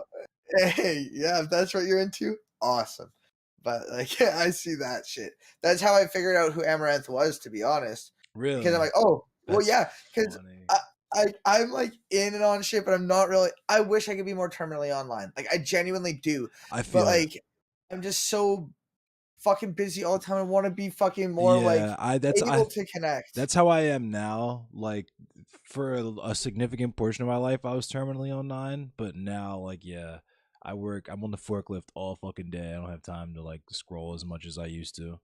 Fuck, oh yeah, fuck yeah. Everyone's a fucking forklift operator until the real certified forklift operator fucking strolls in. Let's go. Fuck yes. Fuck yes. I forgot about that. Fucking base as fuck. But yeah, I didn't know. Amaranth had a There's husky. has a husky? I saw. I just saw that in your chat. Yeah, Amaranth has a husky. I didn't know that either. Oh nice. I didn't know that. Fucking I know that what's her name? Fucking Alinity fucking has a Samoyed. And she Nice. lives in the same city as me. Yeah, it was Fucking crazy when I found out Katarana was in the same city as me. She's yeah. moving, but Yeah. Alinity lives in Saskatchewan, Canada.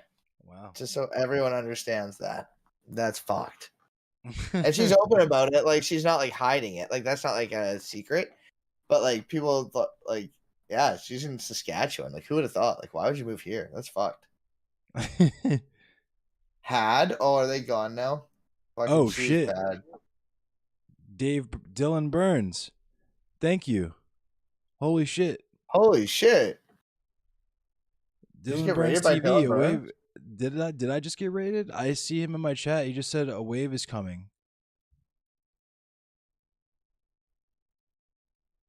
Holy shit. Dylan.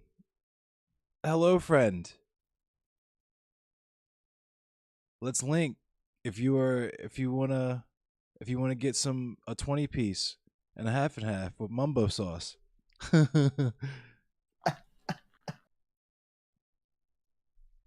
Oh, god damn. Oh, fuck. But yeah. That's so wild. Randomly, I see Dylan Burns TV. A wave is coming. Fuck. Well, I'm not. suspense is killing me. Yeah, me too. I'm just like hold on. I'm about to what does open that mean? my fucking Twitch stream manager. God damn. Damn. I found out about Amaranth through my buddies watching Amaranth for long periods of time, and I'm like, who are they watching? Getting that perfect slice is satisfying, fulfilling, and rewarding too.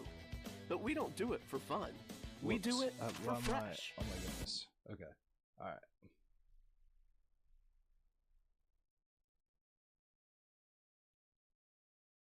Yeah, he's on a panel right now, so I don't know. That's weird. Fucking, is he fucking calling you into the panel? Do you have to go fucking debate the death?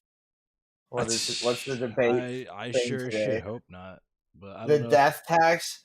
Oh fuck! I should have fucking hit up Dylan Burns and said, "Yo, my dude, I'm a fucking financial advisor. I could definitely talk about the fucking death tax." You need a motherfucker to talk about the death tax? My mom's a funeral director. Oh, word. Yeah. So I know kind of a little bit about that, but not too much. But yeah, that was,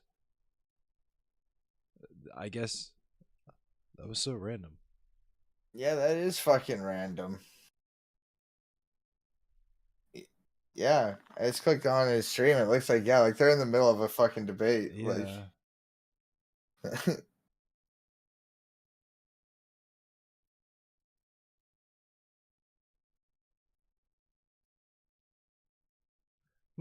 Anyway, that's wild. Yeah, that is weird. But yeah, oh, sorry. I was gonna say I hope he's not offended because I've been calling people from his platform out constantly on Twitter. Fucking like, I was gonna say, my dude's fucking in more beef than an overstocked fucking Arby's. Goddamn. I try not to do this shit because I genuinely don't want, like, because here's the thing, right? Because this is like the whole thing I've been harping on is like, I don't want to do the drama thing, and I feel like that gets focused on way too much, especially by certain like bad actors in the space that, like, when there's real shit, like actual shit that comes up that should be being talked about, in my opinion, that isn't talked about, then we go for that kind of shit. And also, like, kind of the ratchet effect that happens, that is like when people call other, like, people feds, like, it makes me understand why they call these people fucking, like, feds or whatever, because it's like whenever dissident voices like a me or like someone like me or like a Professor Flowers or someone comes into the space, then they're like immediately fucking shouted down and we're made fools of, and it's getting closer. Is that Dylan? Young Dylan?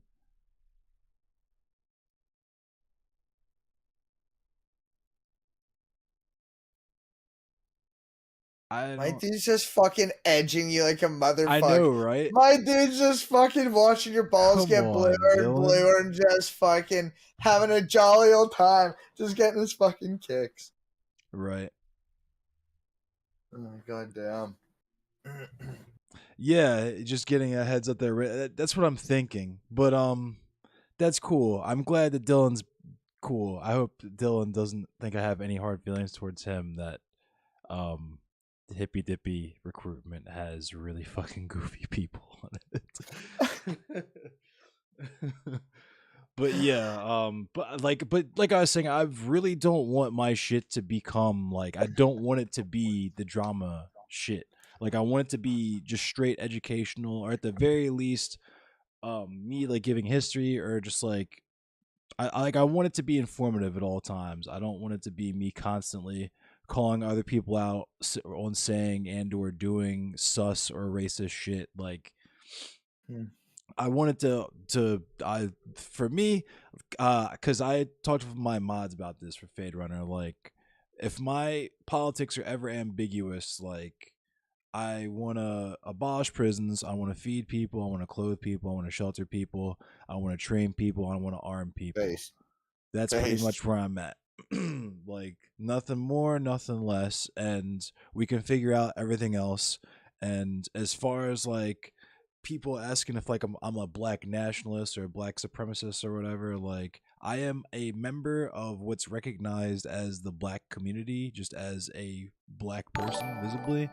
But we, like, as a representative, I can tell you solidly, the only thing that I could say that would be true is that we just want to party and chill and like make dope art. Like, that's really it. And so like,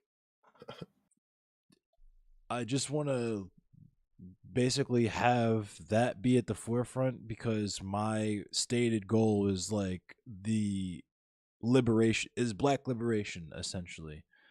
And I feel like that scares some people, because the Kool-Aid was so strong and the propaganda is so deep that people are threatened by that kind of stuff, with like, you know, people trying to say that Professor Flowers just like promotes genocide or some crazy shit like that. Like, yeah, that was something that after that Professor Flowers shit, like I always like watched Vosh videos and stuff. I had disagreements with certain things with him and stuff like that, but like I overall enjoyed the content. Same. And that one was one that was like, when I was like, like, this just seems sussy. And then like looking into it a bit more and stuff, I was like, oh, like, okay, like I didn't know much. And your panel actually that you were on with Kevin FM and like that shit, like that was an awesome discussion. And you know, like seeing other things and watching other stuff on it and just seeing like, fuck. And like that's one thing that's really just still to this day leaves a bad taste in my mouth, that like he hasn't had the intellectual integrity to like look into it and be like, oh fuck dude, I was wrong. And like that was kind of he's I think he's moderating or like sitting in on a panel we're doing on this coming Tuesday. Vosh? Yeah. Oh, cool. So that's gonna be kind of wild. I certainly didn't expect to be talking to Vosh within my first like year of streaming seriously, but but yeah, it was Katarana, shout out to Katarana. She has been doing Black History Month panels I've been on, and in like one of the first ones, Aston Mack, also shout out Aston Mack, who's also amazing. He is a activist organizer in Florida. He kind of went in on Vosh. For lack of a better term, like for want of a better term, I feel like we're gonna play good cop, bad cop with Vosh, because like, okay, yeah. Are you gonna be bad cop or good cop? I'm gonna be good cop. I'm gonna be good cop, because he like, I feel like he's gonna come for Vosh's neck. But I'm just kind of like, I used to like Vosh. Like I said, I'm like you. Like, I liked Vosh. Yeah. He has said and done some goofy stuff, but I feel like he had his place as part of the pipeline of like online left and stuff or whatever. He's helped me. Yeah. I'm sure he's helped a lot of people sort their like thoughts and stuff. But it wasn't content for me after a certain point. Yeah. I watched for a bit and then I stopped. I can't tell you exactly when I stopped, but it's not that I don't have particularly anything against Vosh, but it's just like for me, it's just kind of corny. But I'm gonna chill back and just kind of observe and kind of learn. And I think it's low key free PR for him that he's sitting on a Black History Month panel, but also I'm hoping it's going to be an educational experience for him because it's going to be me and Aston Mac, like the things I advocate for are kind of pretty far left, like you know, like Aston Mac also the things that he advocates for and the work that he does, and just the rest of us and just the different like different things that we'd have to say that I feel like he would benefit from being exposed to and his audience would benefit from being exposed to. So yeah, no, that's good. That's awesome and important. And I hope that and I know that he is capable of it, but I hope that he watches and listens in good faith and fucking takes in the information Professor and Flowers, listens and sees where he was incorrect in certain areas and adjusts. You know, like I think that he is capable of fucking changing his mind. Yeah. I'm just disappointed that up to this point he hasn't really. Right. Low key, Aston Mac called him out. It's like the panel's happening because we feel like he doesn't have any black friends. And we're not going to tokenize ourselves, but at the same time, I feel like he would benefit from having at least one come to Jesus conversation with some real black people. So fair. Yeah, fucking, it's possible. Fucking, grew up in Bel Air. No, not Bel Air. What's the Beverly Hills? Beverly Hills. Vosh did, or did you? No, Vosh did. Oh, where? Yeah. I'm not really familiar with Vosh's background, honestly. Yeah, no, but you're originally from Saskatchewan? Yeah, I'm from Sask. I moved to BC when I was young for a little bit. BC? With the Beasters? Yeah. Oh, shit. Hell yeah. Fuck yeah. Good old British Columbia fucking. But I was like a little fucking like, I was still like pretty much a fetus. Like, fuck. I was pretty young. Preschool ass shit. And then I moved back to Saskatchewan in like grade 1. So, yeah, I'm pretty much Saskatchewan boy. Fucking. If I could get out of here, I would. But I feel it. Family shit. It's awful. Like weather and shit. Like real bad. Like it got to like 3 weeks ago to minus 55 Fahrenheit. Damn. Yeah, I don't know. That's minus 48 Celsius. Yeah, I don't know if I could. That just makes me think. Like, did you ever read Jack London's "To Build a Fire"? No. Fucking A. So it's like one of the earlier. Never heard of it. Yes. It's a short story. It's like a horror story. I was reading earlier about the California cops caught in their overtime fraud scheme. We'll look into that. That shit's crazy. But yeah, To Build a Fire is basically like this like nutty like horror story, short story that was read to me when I was like 9 years old. Like so it's a story about like this man and his dog who's out in the cold. It's like 50 below like that. And he fucking accidentally falls in the river and his whole leg gets wet, like is soaked. He's soaked all the way up to his hip. And he tries to make a fire and he can't. Yeah, shit's mad scary. And what happens? Yeah, that's what I'm saying. It's scary as shit, right? That's it? You don't know? Oh my fucking God. Oh, he did it! The crazy son of a bitch did it! Absolute madman. The edging paid off. Holy shit. The absolute madman. Yo, Dylan. Sansol followed me. That's funny. That's hilarious. Oh my gosh. Fucking Christ. That's really fucking funny. Sansol just followed me. I saw. Oh. But anyway, but yeah, this is fucking nuts. Thank you for the follows and so on and so forth and such. Holy fuck. I'm Endless Cemetery, everyone. I am from Baltimore, Maryland. Thank you, Sansol. I'm from Baltimore, Maryland. I'm a black anarchist. I talk about police abolition, prison abolition, black history, labor history, little Baltimore history. I'm from the county. I spent a lot of time in the city. I played music, and did a little bit of volunteer work and mutual aid work in the city as well. I play video games. I am one of the best Jax players in the world in Mortal Kombat 11.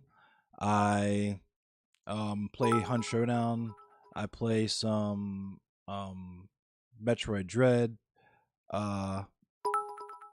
Yeah, basically I just, if there's any ambiguity about my politics, like I was just telling my buddy Talorx here, what I want to do first and foremost is abolish the prisons, abolish the police, then feed people, shelter people, clothe people, train people, and arm people. And that's pretty much. I'm a badass producer. Yes, thank you. I'm a badass producer. You can see all of my social media stuff to the left there. I'm about to play Elden Ring. Yes, all of my social media stuff is there to the left. I'm also on Twitter at twitter.com/mfendless, and I'm also on. Oh, nope, that's everything. Yep. Legalize all drugs. Yes, legalized. All drugs should be legalized. So yeah, drugs. Drug usage should be treated as like it should be within the purview of Medicare for all. Obviously, I'm from Baltimore, so I know what it's like to have experience with addiction, both firsthand and secondhand. I've lost several friends to addiction, both figuratively and literally. And I can say without a doubt that none of that would happen if we treated drug addiction the way that it should be treated, which is as a medical illness. The way that I got radicalized, for the most part, into how I feel now is the second time that I got locked up, my cellie was a drug addict who was ill and really bad. He was shivering, he was sweating, he was earling in the toilet, and he was just really fucked up. And I was like screaming on the inside because I knew he just needed help. That's all he needed. He didn't need to be locked up, but that's how we deal with drug addicts and so on and so forth here in America. But yeah, my view is legalize all drugs, make safe usage sites so like heroin addicts, crack addicts, meth addicts, all those people can go to a place and be under medical supervision with a doctor, whoever, a nurse that's going to dose them, supervise them while they're high and coming down and stuff so they don't kill themselves or other people, and potentially wean them off the drug if they want to quit. But if they're going to be a lifelong user or whatever, at least they're in a safe, controlled environment where they won't harm themselves or other people, and they can still be functioning members of society if they choose to be. Safe injection sites, yes. And that's what's so crazy about the Joe Biden crack pipe thing is, like, if you're mad about Joe Biden giving out crack pipes, wait till you find out who was handing out all the crack. Yeah, there you go. Well, like, I fucking, like, in Canada here, like, we don't do it super great either. Like, but like safe injection sites and things like that, like, people are fighting against that shit here. And dude, Really? it's like, why the fuck are you fighting against that shit? It's just puritanical shit. I live in the Chud capital of Canada too. But sucks. Like, that being said, though, like, safe injection fucking helps reduce fucking serious, like, medical costs, those types of things. People, I guess you guys don't really care about medical costs because hey, Gaithersburg, do that shit yet. But yeah, it's Hey, like Atlanta. shown to reduce fucking, harm exponentially. Oh yeah, and and it's not even as if it's this crazy experimental thing. It's already been done and worked in other countries, like Amsterdam for has sure. like one crack addict.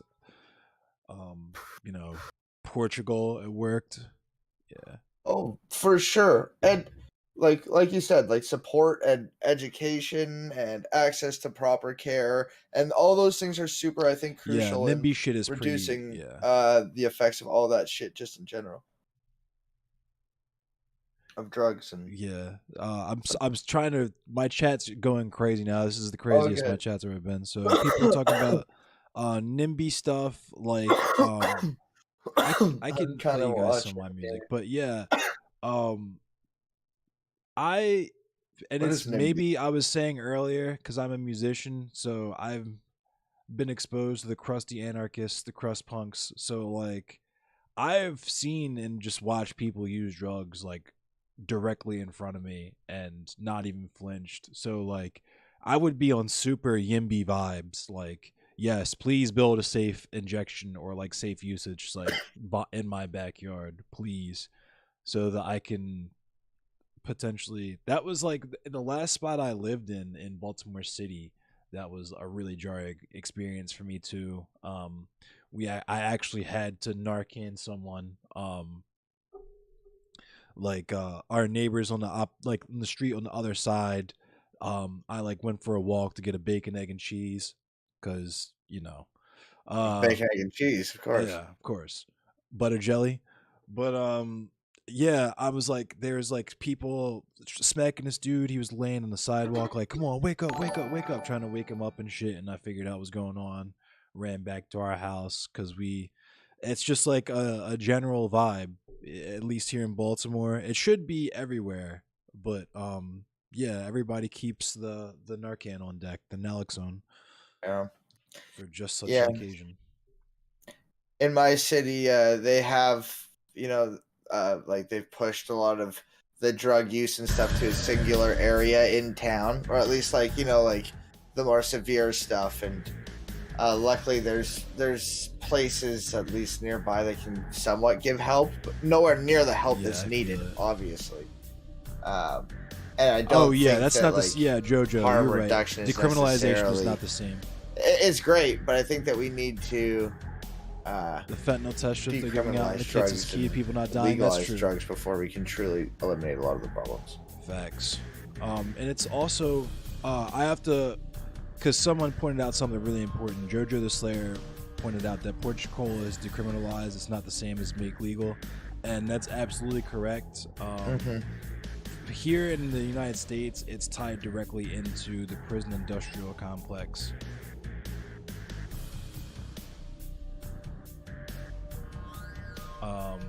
And yeah, filtering people into the prison system. Dylan, are you asking me if I have a sec?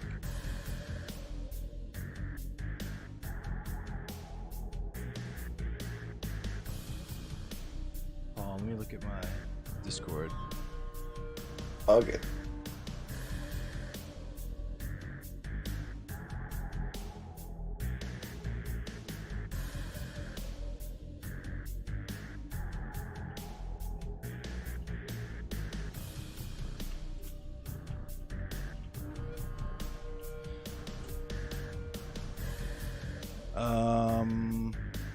You need to back out?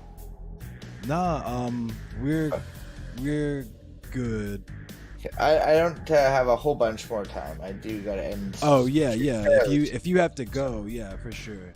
Yeah, no, oh good. I do gotta end stream fairly fucking soon here. So, well, like, yeah, in like pretty much like a few minutes, 4 minutes or so. But if you gotta fucking go, that is all good too. We can fucking chat again another time. Yeah, this was fun. It was insightful too. I didn't know there was fucking KKK in Canada.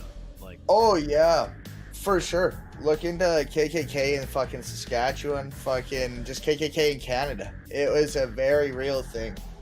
Yeah, really unfortunate. And fucking like things like swastika gangs and like anti-Semitic groups, shit like that. Fucking, you know, really fucking shitty shit. Nationalist, socialist fucking parties. Yeah. You know, Nazi parties in Canada. We had some really awful, crazy shit too. That sucks. But you're based, so it's cool. Word, yeah. Fucking Canada's unfortunate. We've fucking exported a lot of really horrible people. Some of the worst right-wing pundits are Canadian. Yeah, isn't Jordan Peterson, Lauren Southern, Ted Cruz, yeah, of course. Is JF Stefan Molyneux? Yeah, Stefan is definitely from Canada. Is JF from Canada, or is he actually from France? JF. He's apparently one of the new faces of race realism. Oh fuck, I don't know. Yeah, see, that's what I'm saying is I haven't paid attention to that shit since it was like fringe elements way back in the day, like 10 years ago. Like Stefan Molyneux shit, fucking yeah. I never got into him, but I fucking have seen like some of the shit. But yeah, fucking like a lot of those dudes. Jordan Peterson. I don't know if I already said that. I was out of it by then, but back in like Jordan Gavin McInnes. Yeah, sorry. Gavin McInnes. Yeah, I was out of it by then. I was into Stefan Molyneux off of there was a video he did called "The Story of Your Enslavement," which was basically like just straight up anarchist theory. So that's how I got hooked. So I was like, oh, this dude's based. Let me listen to this shit. And then he got to the like disown your entire family. Black people have smaller brains because their brains are different sizes, or their skulls are different sizes. And then I was like, I think I'm gonna check out of this. I think I'm good on this. And I had some friends that were around me that were kind of into Gamergate, like tangentially, like they were into the Internet Aristocrat. So I paid attention to that very briefly, but I was just like, I don't have the bandwidth to care about this, so I'm out of it. And then I found out it was goofy, like misogynistic bullshit. So I wasn't in it long enough to get into the anti-SJW shit. I really mainly only paid attention to YouTube for the race realism debates. It was like the Skeptical Heretic and Rithrendell. He had like a million different names, but it was like these like scientists and like economists and like actual dudes that knew their shit that would go back and forth and make YouTube videos back and forth with these race realist dudes. But fuck yeah, well, I feel like we could go on a conversation with that for like a fucking long time. Yeah. But yes, well, fucking, it was great fucking chatting with you. I will speak with you again. Have a great rest of your night. Thanks for having me. Have a good one. Thanks for talking to me. Hell yeah. Peace. Bye. Yeah. Okay, cool. I was worried that the screen wasn't gonna. I was worried it wasn't gonna show me, or it was gonna show. Do I listen to UNFTR podcasts? I'm not sure what that is. I don't really listen to many podcasts.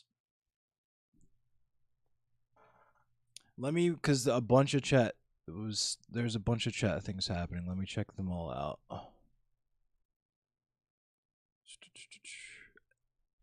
Yeah, thanks for coming through, Death by Methadone. Former druggie, Wang Dangler. Yeah, we love everyone here. Check out Drunken Peasants with Ben and Billy. I'll check it out. The only podcast I look like a Joe Rogan fan. Yeah, I used to listen to a little Joe Rogan. I was a fan of Joe Rogan's like stand up, but I checked out what's the podcast? It Could Happen Here. That was kind of entertaining, just because of how accurate it was in terms of describing like what societal collapse would look like here, and then what ended up happening. I put some music back on.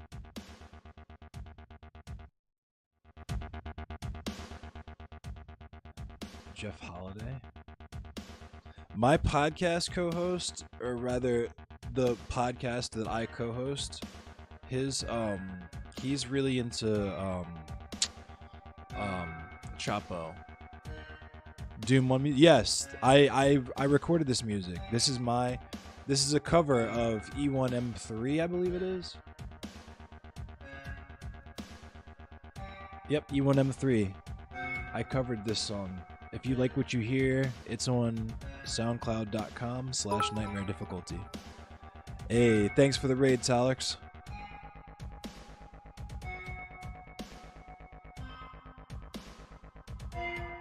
I don't watch Jeff Holiday. I've never heard. No, I haven't heard Jeff Holiday. I don't come down south really that much anymore. My dad used to live in Memphis way back in the day, and I would come to Memphis sometimes, but I haven't been to Memphis in a while. Snares Crisp, thank you. Based hardcore gamer name, thank you. It's actually it's a Cryptopsy song title. I'm a metalhead. I like death metal. Jeff Holiday is great. I'll check him out.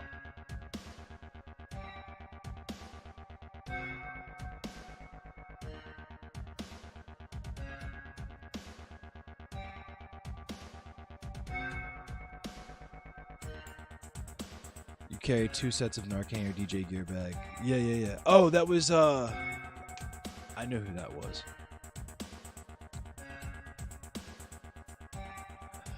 I've never heard, so I've heard of Lorna Shore. I had a homie that was into Lorna Shore. I personally didn't listen to Lorna Shore. The type of metal that I was into was, what's up, Dylan Burns? The type of metal that I was into was old school death metal, as you can tell. Like, I'm rocking the Sepultura with the Obituary joint. I was into like 80s, 90s, early 2000s death metal. I wasn't really into like the newer generation that came out in the late 2000s and 2010s and onward. You got Wasp tickets for Atlanta? Nice. Yeah, one of my favorite memories, my really greatest bonding moments with my mod Kuma and his younger brother Ahmad was we went to see Iron Maiden and Alice Cooper in the year 2012. My house burned down in the year 2017. I had a poster from that, but I lost the poster in the fire. Tool are okay. I don't hate Tool. I used to really like Tool, but I kind of got out of them.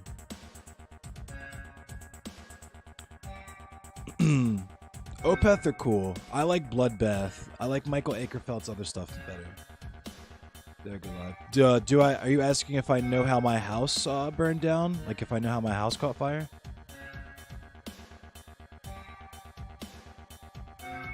Oh, okay. So basically, I lived in an apartment with my mom. And shout out to Big Richard Lizard Man if he's still in here, because he saved my fucking life, and I say that all the time. And he and I will go back so he's also good for metal recommendations. Yes, we're Big Richard Lizard Man and I are whoops.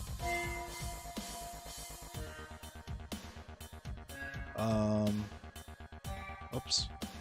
Sorry, I am trying to...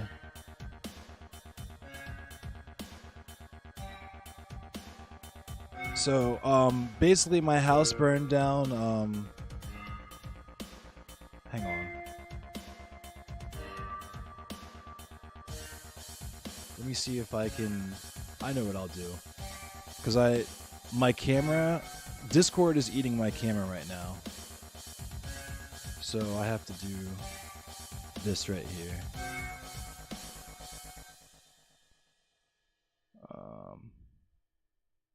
All right. So, yeah, how my house burned down. But yeah, so basically this is a deep cut. I don't know if anyone will know what this is, what this music is from. If you know what this music is from, I will PayPal you $5. I was definitely on one when I made this music.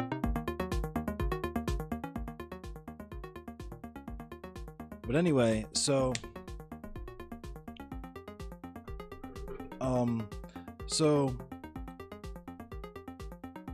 I lived in an apartment with my mother. I was kind of in between jobs. I had just moved back into this place with my mom. I had lost my last job. I moved out of my last place. And our neighbors next door, I guess the place was for their kids. And by kids, they're not really kids. They were, I guess they were 14 and 17 or something like that. But suffice it to say, there were no adults above the age of 18 living in this apartment. It was just being rented out for these teenagers. And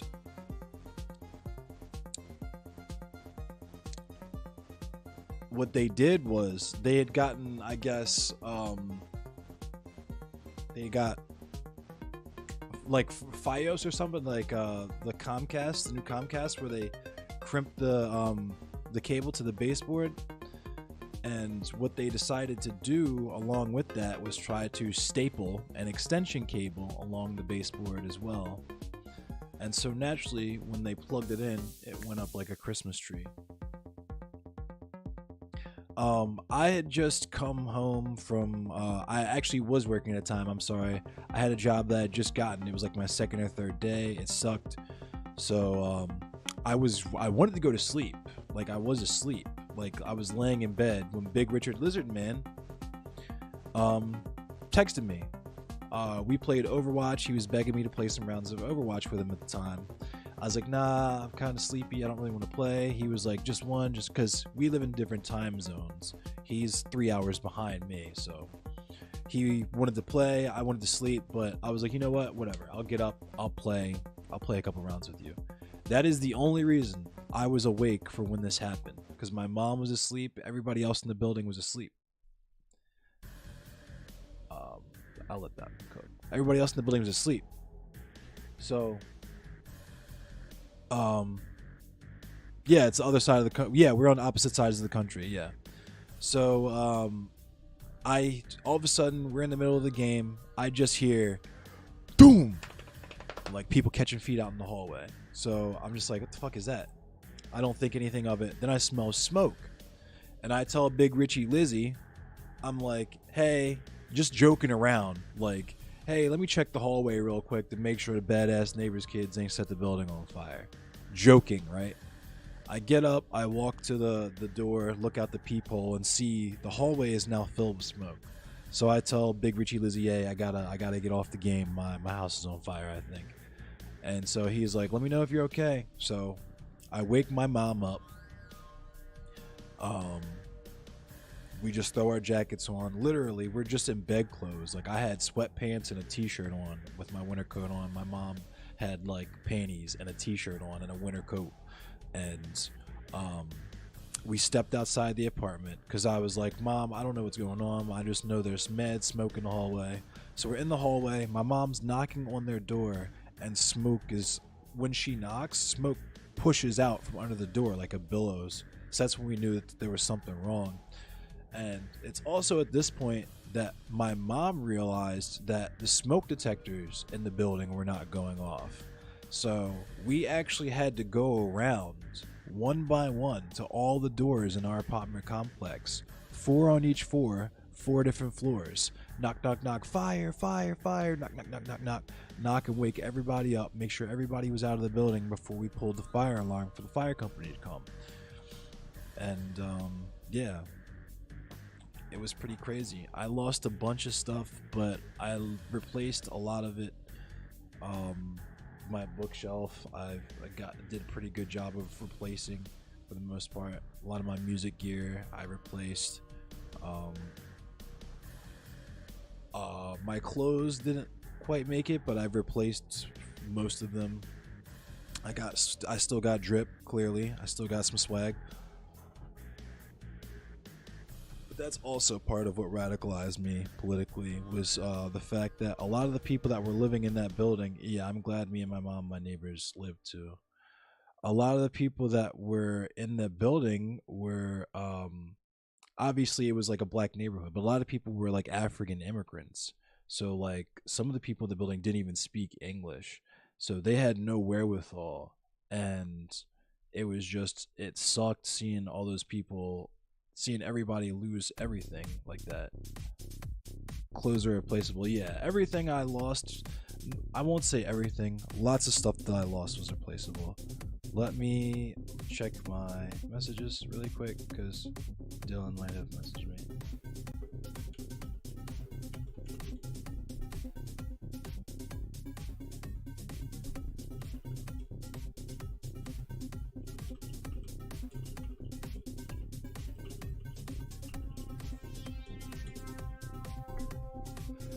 I might be doing a thing with Dylan.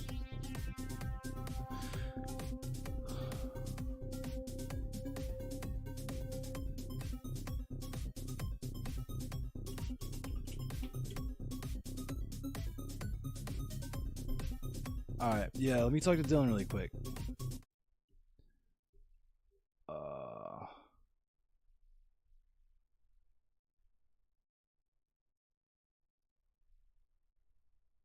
The music is fire. Thank you. I appreciate you. All right, so I'm going to talk to Dylan.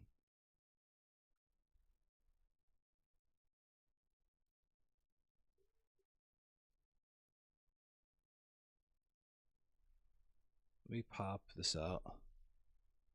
All right. Yo, how's it going? Hey, nice to finally meet you, sort of. Nice to meet you too. How you doing, man? I'm doing okay. How you doing? I'm doing A-okay. I'm doing A-okay. So Sweet. I wanted to raid you, and I wanted to make this connection because I hear you're a Marylander, and I see a based flag in your background. Thank so I'm you. taking it you're from Baltimore. I am. Okay. And I gotta say thank you for being in the best state. And we need to support fellow Maryland content creators because Maryland domination worldwide. That's what we need. We need more people based in the state. I might be a Baltimore supremacist. I might be somewhat of a Baltimore supremacist. A Baltimore supremacist. Yeah, I mean it's the Emerald City for a reason. You know what's actually funny is my mod Fade Runner. We were watching the interaction you had with Haas at the thing. And we were joking around, like I was joking, like, dog, he's gay and he's from PG. Of course he has hands. I wouldn't fuck with him. Holy shit, that is the fucking truest thing. Oh my god. I wouldn't fuck with him. I'm sure he's got hands. You want to know what it was? For me, it was like when I boxed in high school, right? I loved boxing. Yeah, I knew that. I already knew that. Sugar Ray Leonard's boxing gym, Palmer Park. You know that area? Really? You boxed there? I boxed there. And so my rule was when I'm out of that gym, since I box, I can be as fucking gay as I want to be, man. I'll be queer as fuck. If I'm in that gym, hello, good sir. How's it going? It's good to meet you. In that gym, fucking, it's a different world. Yeah, I knew some people that trained at Umar here, but I didn't really get too heavily into that myself. Yeah, I love boxing, man. Boxing is fun. It's fun. It's very fun. But man, that was a crazy interaction. Oh my god. Yeah, but yeah, Marylander, awesome. Yeah, it's cool to finally meet you. I also say I think I might have met you January 6th, but my mom tested positive for COVID January 7th, so I had to stay in the house. Got you. I was there on January 6th. I had the Biden hoodie on. Yeah, I was gonna. Because I was in the Biden hoodie. I did. I was the only one there in the Biden hoodie. I'm gonna tell you, if there was somebody in the Biden hoodie, it was me. Yeah, I was broadcasting from. I was live at the George Floyd and Breonna Taylor protest here in Baltimore. The summer before, I went out like 3 or 4 nights in a row, like when things first started happening, just to record like the police like shield bashing people and stuff, and. Going live after the fact with, my organizer friends in the area and stuff. So that's actually how I got into doing like politics as like the forefront of my thing. Cause before I was just kind of like, I'll just do Mortal Kombat and then drip feed the politics in. And then now I'm doing this. Now that it's a burgeoning political scene. Yeah, right. Awesome, man. Awesome. Yeah.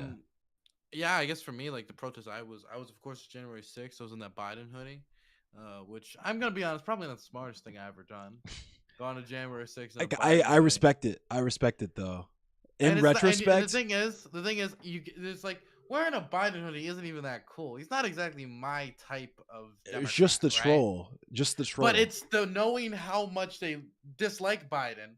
I go in front of them like Biden's the best president ever, man. Right. Biden is basically Jesus. Like, I don't know what you're saying. I'm an anarchist, but anytime I'm talking to like a Cuban or an ANCAP, I'm like, nope, I'm a communist. I'm the most communist-y communist, the most reddest, tankiest, readiest red. Like, it's like same deal. Oh my goodness. Yeah. Fuck. But it was that, and it was also at the Million MAGA March. Oh. in DC, and I was in the thing at the end, and that's when the Proud Boys were charging fucking people up. They Yeah, I maced me remember. actually, and this is not, you're not gonna hear this fucking reported in a lot of places, but a girl was just straight up stabbed by the Oh, Proud Boys. yeah, I was, because She got stabbed about this part in the arm, and I saw her because I was there when it happened. Pull up her arm, and she, adrenaline's running. She doesn't realize it, and there's blood pouring out of the arm, and she just realizes it. But she trusted the cops so little. When the cops came and offered medical attention, she was already gone. Yeah, I remember hearing that kind of stuff because, like, I'm on Twitter and, like, yeah, I live within, like 30, 40 minutes. So I have friends out in PG and Lanham and stuff. And yeah, word travels. And yeah, that kind of shit was nuts. The Proud Boys were kind of wild. They were just going out to beat the fuck out of people. And then they burned that property of the local black church up there. People don't talk about that. Yeah. Oh, and yeah. people try to tell me, like, oh, it was just a Black Lives Matter sign. I'm like, you can't tell me, number one, that you guys were complaining about, like, all these white outside leftists coming into black cities and doing all this, like, Antifa damage. But then you see Proud Boys do it. And number one, that's okay. Number two, you cannot tell me that the correlation of burning shit in the black church historically, and you're going to put those two things together, and you're gonna just pretend it's like nothing. Not to mention how much you guys value private property. It's wild. Yeah, too, the flip flops people do. It's wild because it's hard for them to flip because they have to look at the person who has it happen in their community and be like, well, no, that violence, was different. It was okay. Man, I still go to DC. There's barriers in some places. Oh, because yeah. I would just want to go eat at a fucking food cart that used to be there, and it's no longer there because the fucking barriers went up. Yeah, I haven't been there. I can't remember the last time I was out that way. I think, yeah, I haven't been there. I probably haven't been there since then. I think I visited a friend out in Lanham, which is like kind of in that direction. But I went to. Sorry to interrupt you. You said you're a fan of Tool? I used to listen to Tool. I haven't really listened to Tool recently, but that was like a gateway band for me. Yeah. There's a concert in the area, not too far in the future, from what I've heard. I went there. I saw them like the year I graduated. Do you fuck with Seven Dust? I don't know that. Oh, never mind. Because Seven Dust, because I was gonna go see them, but Tool, I'd be down to go to as well. And I'm going to. I just bought the tickets for off of a third party person. Fucking Oliver Tree is coming down to Silver Spring. Oliver Tree. I don't think I've heard of Oliver Tree. He's a rapper. Not a rock star if you don't listen to rap. I do listen to rap. My like the hip hop that I'm into is very old school and very limited. So yeah, he was fuck. What subgenre, I guess, or like what permutation of hip hop is he? It's kind of hard to say. He's so he's, you ever seen the H3 podcast? Yeah. He was on the H3 podcast. He had the bowl cut. I'm gonna just he looks like a joke, but that's like the point. I'm super excited. Okay. For the Oliver Tree concert. I think I'm familiar. Yeah, well, I'm going to see that, and I'm think I'm gonna go to the Tool concert. Those are the two things in the area I'm very excited for. I'm thinking I'm going to Seven Dust, but the other thing is like I'm waiting. COVID is like kind of wild because I'm an underground music guy, so like. Yeah, my experience of going to music is like going to some Baltimore row house and standing shoulder to shoulder with a bunch of other sweaty people in a basement to see a band play for 15 minutes and then talk for 20. So it's like I'm worried about doing that during COVID times, but I also really, really want to get back into seeing live music again because it's been like 2 years at this point. So true, and I mean it's also like I guess it would be different for Tool because I went to see Tool. That shit was unironically packed. Yeah, see Tool, and I was like, that's actually wild that people kind of still remember. And it's like I actually didn't because it was so long since they released an album. But I wasn't actually a Tool guy before going to the concert. I didn't listen to a single song. Really? Before I went to the concert. Yeah. I saw them randomly. A buddy of mine from high school just invited me. That's awesome. Because I remember I saw them on like Headbangers Ball or something randomly. Just the music video for Schism. And then this was back in the Napster days. I had to download all their stuff off Napster after that. Yeah, I'm 20. I don't have a frame of reference. Oh, yeah. Sheesh. You're a youngin. I am a youngin. Sorry. People, I started streaming when I was 18. Oh wow. Yep. Wow. Huh. Yeah, I would have taken you for at least your mid-20s. Yeah, most people think I'm older than I am. Which Wow. I don't know if it's a good sign of things that come or a bad sign, because it's a good sign from like people just respect you if you just look I older was from gonna this point. say it's definitely But not it's a. bad when I'm thinking about my 50s. I was You know just what I about mean? to say it's not a physical thing. It's definitely like definitely just like you're very poised. You know what I mean? You're Gotcha. very, especially because you have very good emotional regulation as well. So it's That's like good because I'm high as fuck right now. I'm also high as fuck, so it's cool. Great. That's wonderful. Yeah. Well, if you want to go to the Tool concert or Oliver Tree concert, you're invited if you want. Hell yeah, for sure. And aside from that, if you ever want to get like Bonchan or something, Could you rephrase that? if you ever want to get like Bonchan or something, Like rephrase it as in I didn't understand what you just fucking said. do you know if you want to get food, I know a Food. bunch of Okay. yeah, sorry. There you go. Bonchan, yeah, if you want to get I know a bunch of dope like wing spots and Is stuff. I that don't know. local? Is that local term that I should know? No, so Bonchan is like just like a chain. There's Bonchans in DC. They just built one here. Really? Yeah. Then I feel like a dumbass because I've never been to this. They're fucking dope. It's dope ass. I don't know if are you vegan or anything like that? No, man. Okay. Yeah, it's I don't like love the animals enough. it's like Korean fried wings that are like super dank. It's really really dank food. Um yeah, Bonchan's good stuff, and I'm sure you know mumbo sauce. You got to know mumbo sauce. Yeah, of course. Yeah, of course. Yeah, so Litos and like that would just be jumbo we're slice. we're throwing softballs Deep, now. yeah, right, yeah. But yeah, if you want to get food or something sometime too, I'm down for that as well. Whenever. Awesome. I remember there was this one place in Baltimore. I forget like a sushi place or like a seafood place. Had the best steaks in the world. Hmm. If I can confuse the fuck out of me. I went there with a Maryland activist by the name of Riley, doing great work this session. But Nice. if you want to get a steak there, that would be a place to get a steak. It's amazing. Oh, the place was called Riley's. No. The person who went with me there Oh, was where named where? Riley. Okay, I was gonna say because I remember Riley's. I've been there. I didn't know they had steaks like that, but Not Riley's. I don't know. oh, what it's that like would this be. oyster bar that's in Fells Point. Oh, I But hate oysters. yeah, I don't like I oysters remember either. I was in the Maryland General Assembly. There was a speech about oysters. There was some debate about oysters. I was working as a page at the time for the General Assembly. I hand out papers. I get fucking snarky ass senators their coffee, right? Yeah, I feel it. Look at the fucking stink eye. And the person who was Senate president at the time was fucking Mike Miller. Oh Mike yikes! Miller, who was Senate president for over 20 years.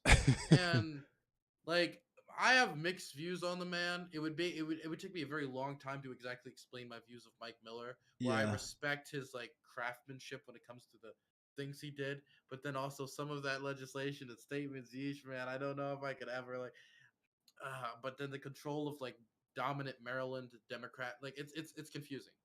Um it's like Well, talking about Maryland is Huey. so crazy gerrymandered too that it's like Yeah, I mean, like, and that's the thing where I'm like, damn, as a Democrat, like he and his boys like did that, and to be honest, like if the yeah. Republicans are gonna play dirty, I kind of respect Maryland Democrats for just being honest, I was gonna right? say like they don't even make like any They don't illusions even like about it. pretend, right? Yeah.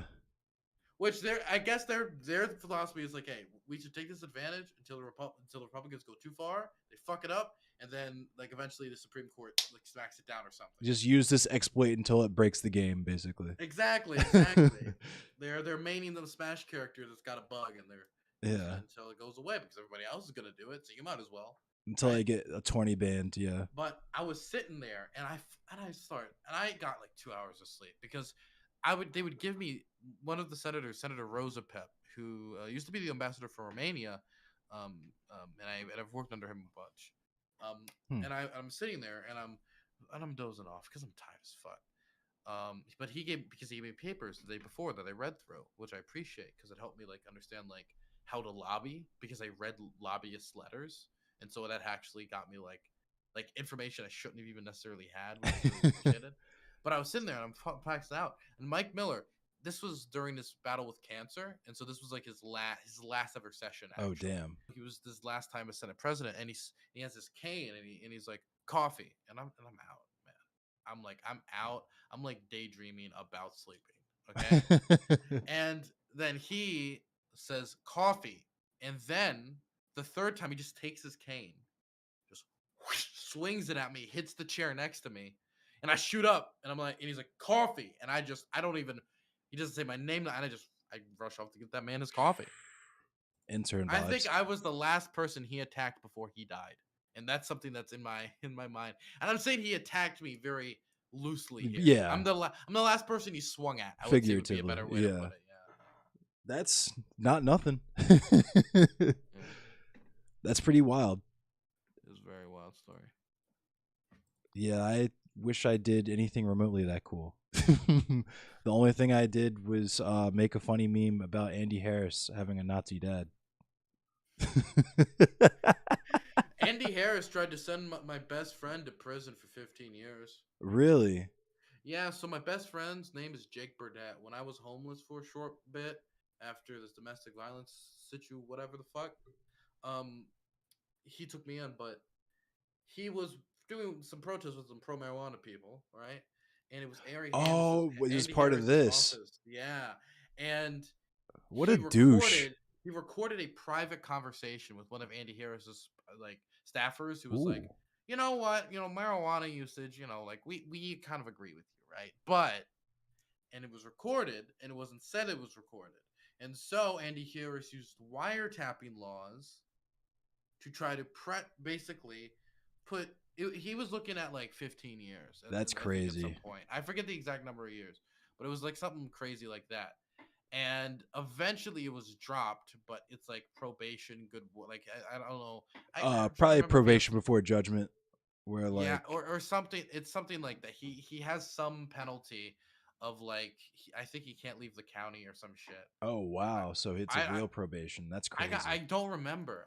I would have to talk to Jake about the specifics, but that's yeah, he got really fucked over for that, for the crime of like, I understand why the law exists, but he was also using it to expose like that his politicians' own staff didn't even agree with. Right, yeah, that's pretty shitty.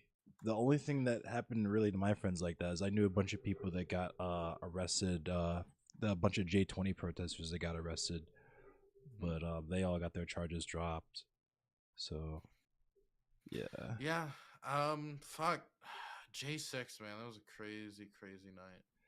Yeah, I remember sitting at home watching that, like being like, oh man, because I just wanted to, I was in streamer mode, like I just wanted to document all that shit, especially after dark, because I knew that everything that happened was going to happen. It got so cold at some points, and I was wearing rings, and so that's not so bad. Yeah, and I just had to leave at some point. Plus, like me in a Biden hoodie, when by the end of it, people just walked. I was gonna say you call me wouldn't the have F slur. Yeah, and this was right after they beat up the press. Right. And so I mean, like, it just wasn't most safe. of the violence had already happened, but the idea of being there while it was dark and I'm wearing the Biden hoodie, and people call me the F slur, and people were threatening me. To be clear, people spitting at me. And shit. Oh yeah, I mean, I would have guessed that. But I had somebody come up to me and offer me a ride in their van. Wow, that's crazy. I was like, and I felt like, this guy is either going to kidnap me, or he's being very sarcastic right now. And there was no sarcasm, man. He was right. There was like 80%. Well, I mean, you have to take that as there's only one way you could really take that. Like, if you're trying to keep yourself safe, Yeah, and I of course told him no. But fuck, there were people in like full military gear pointing me out, man. It was a wild feeling seeing like 7 or 8 men just point at me like very clearly while I'm in this. Well, I wasn't in this. This is even worse. I voted for Hunter Biden's dad. Hunter Biden's pretty base though. Dude, I love Hunter Biden because of how unreasonably mad he makes people. Mad. It's not like I don't even think he's necessarily the best guy. I mean, I don't think he's a terrible person. Yeah, I don't know anything about him other than that he smokes crack. Other than I know that dick. Prostitutes say he has a very large penis, that he pays very well, which I like that. Yeah, right. That's good for them. That is very based. Like if you're gonna hire, right, then like pay well, right? Yeah. Tip. There's not a lot of people tip. Yeah, definitely. But yeah, it's how mad he makes people to unreasonable levels that I love. The meme, Hunter Biden, the meme is definitely I feel like the more valuable. I feel like, aspect. unironically, if I ran into Hunter Biden now, before I wouldn't have even thought about it, but now I'd be like, it's not a Biden though. It depends on what he smells like. Depends on what he smells like. It depends on what he smells like. Oh my goodness, that is so true. When you meet somebody, they can look like the hottest person or they smell and you're like, oh fuck. You're like, oh shit. Makes you think twice. Doesn't even need to smell bad. It just needs to smell weird. Right. Just like hello, catches your attention a little bit. Yeah. Exactly. Well, I didn't want to keep you very long. I just wanted to come in and say, I'm happy to see more people from Maryland streaming. You have a good one, okay? Thank you. It's awesome to finally meet you. Nice to meet you too. You have a good one. See you later. Yeah. See ya. That was fucking cool. Hunter Biden's dad is a racist, though? That's true, yeah. But you do coke, you're not above smoking crack. That was fucking awesome. Hey, Thay and Twilight. Hey. Homophobia was cringe, yeah. I'm gonna look at chat now. The tangy scent. Crossed Hearts from Atlanta. Tool concerts are an amazing experience. I might check it out. Yeah, donate to a Miralox Memorial Fund. I had completely, yeah. If you're still here, definitely donate to a Miralox Memorial Fund. And I don't like oysters. I like fried oysters. Fried oysters are cool. I don't like raw oysters though. What's up, Thay? What up, Guillotine? Watch Party? What's up, everyone? What up, Dumbald? What up, Anubis? What up, Frackle?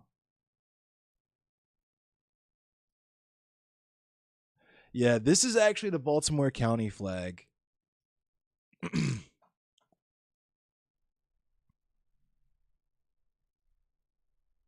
Yeah. Yeah, thank you, Seaweed.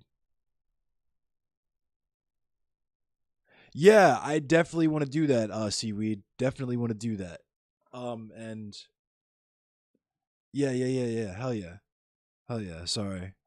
I'm a little tired. I'm also really fucking stoned, and that was Dylan Burns, everyone. Hey, that is cool. You'll DM me? Dope.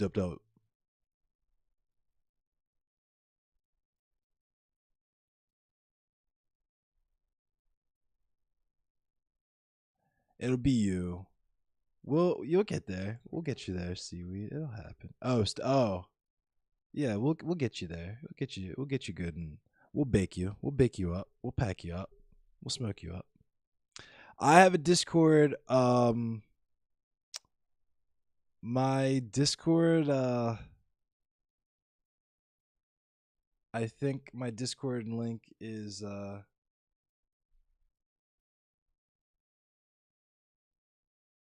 I couldn't tell you actually. Oh, word, you coming through, Seaweed? It is what it is. We'll get some seafood. And we can see what's up with some seductive seaweed. My Discord is Sad Ice Cream. I'm in there with Sock and Rexky. Shout out to Sock and Rexky. Everybody loves seaweed. I like seaweed snacks. I like sushi. I like seaweed. Anyway.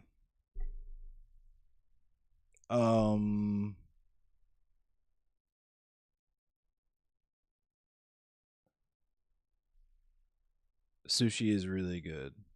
We have this thing called Maryland rolls, which is basically like a soft shell crab inside of a California roll. With like actual crab meat instead of crab stick, and it's absolutely delicious. Infused with Old Bay, yes. I will mainline Old Bay, inject it directly into my veins. I'm gonna keep playing some music. This is my music.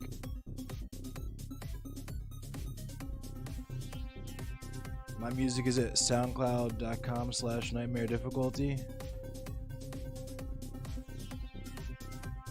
I am DJ Active Shooter. That's my DJ name, I guess. But yeah, welcome everyone. Thanks again for coming to the stream. I'm probably going to end soon. Once again, I am Endless Cemetery. I'm Black Anarchist from Baltimore. I talk about abolishing the police, abolishing prisons. I want to feed people, clothe people, shelter people, train people, educate people, and arm people. That's my thing. My stream is dedicated to educating people about getting active as far as mutual aid is concerned and direct action. Whoops.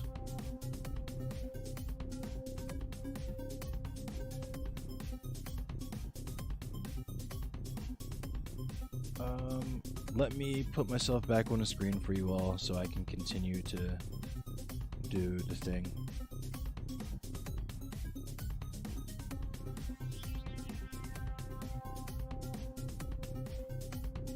But yeah, turn this drone up. I'll start it from the beginning.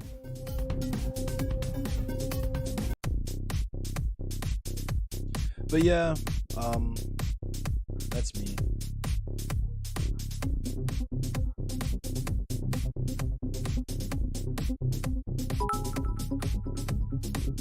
Thanks for the follow. Thank you for the follows, everyone.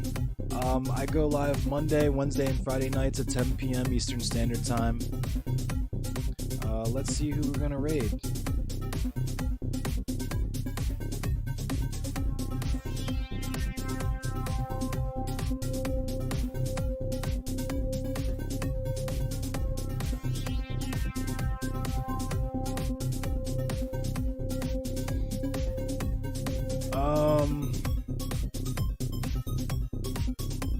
We're gonna raid my friend Prisma. Actually, Boy Meets Mini's on. We'll raid Boy Meets Mini.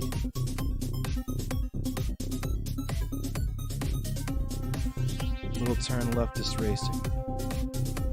Or excuse me, little critical racing theory.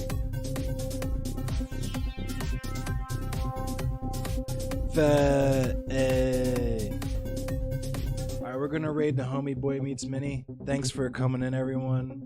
I'll see you guys. Like I said, I go live Monday, Wednesday, and Friday nights at 10 p.m. Eastern Standard Time. So if you're into Black Anarchist content, whether we're talking about anti-police brutality, anti-capitalism, or mutual aid, or self-defense, whatever, all that stuff is my thing. Plus a little black history, a little labor history, a little black labor history.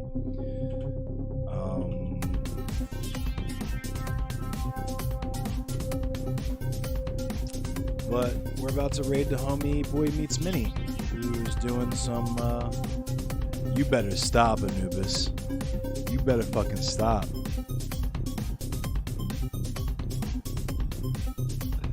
Alright, y'all. Thanks for watching, everyone. I hope to see you guys soon. Thanks for following.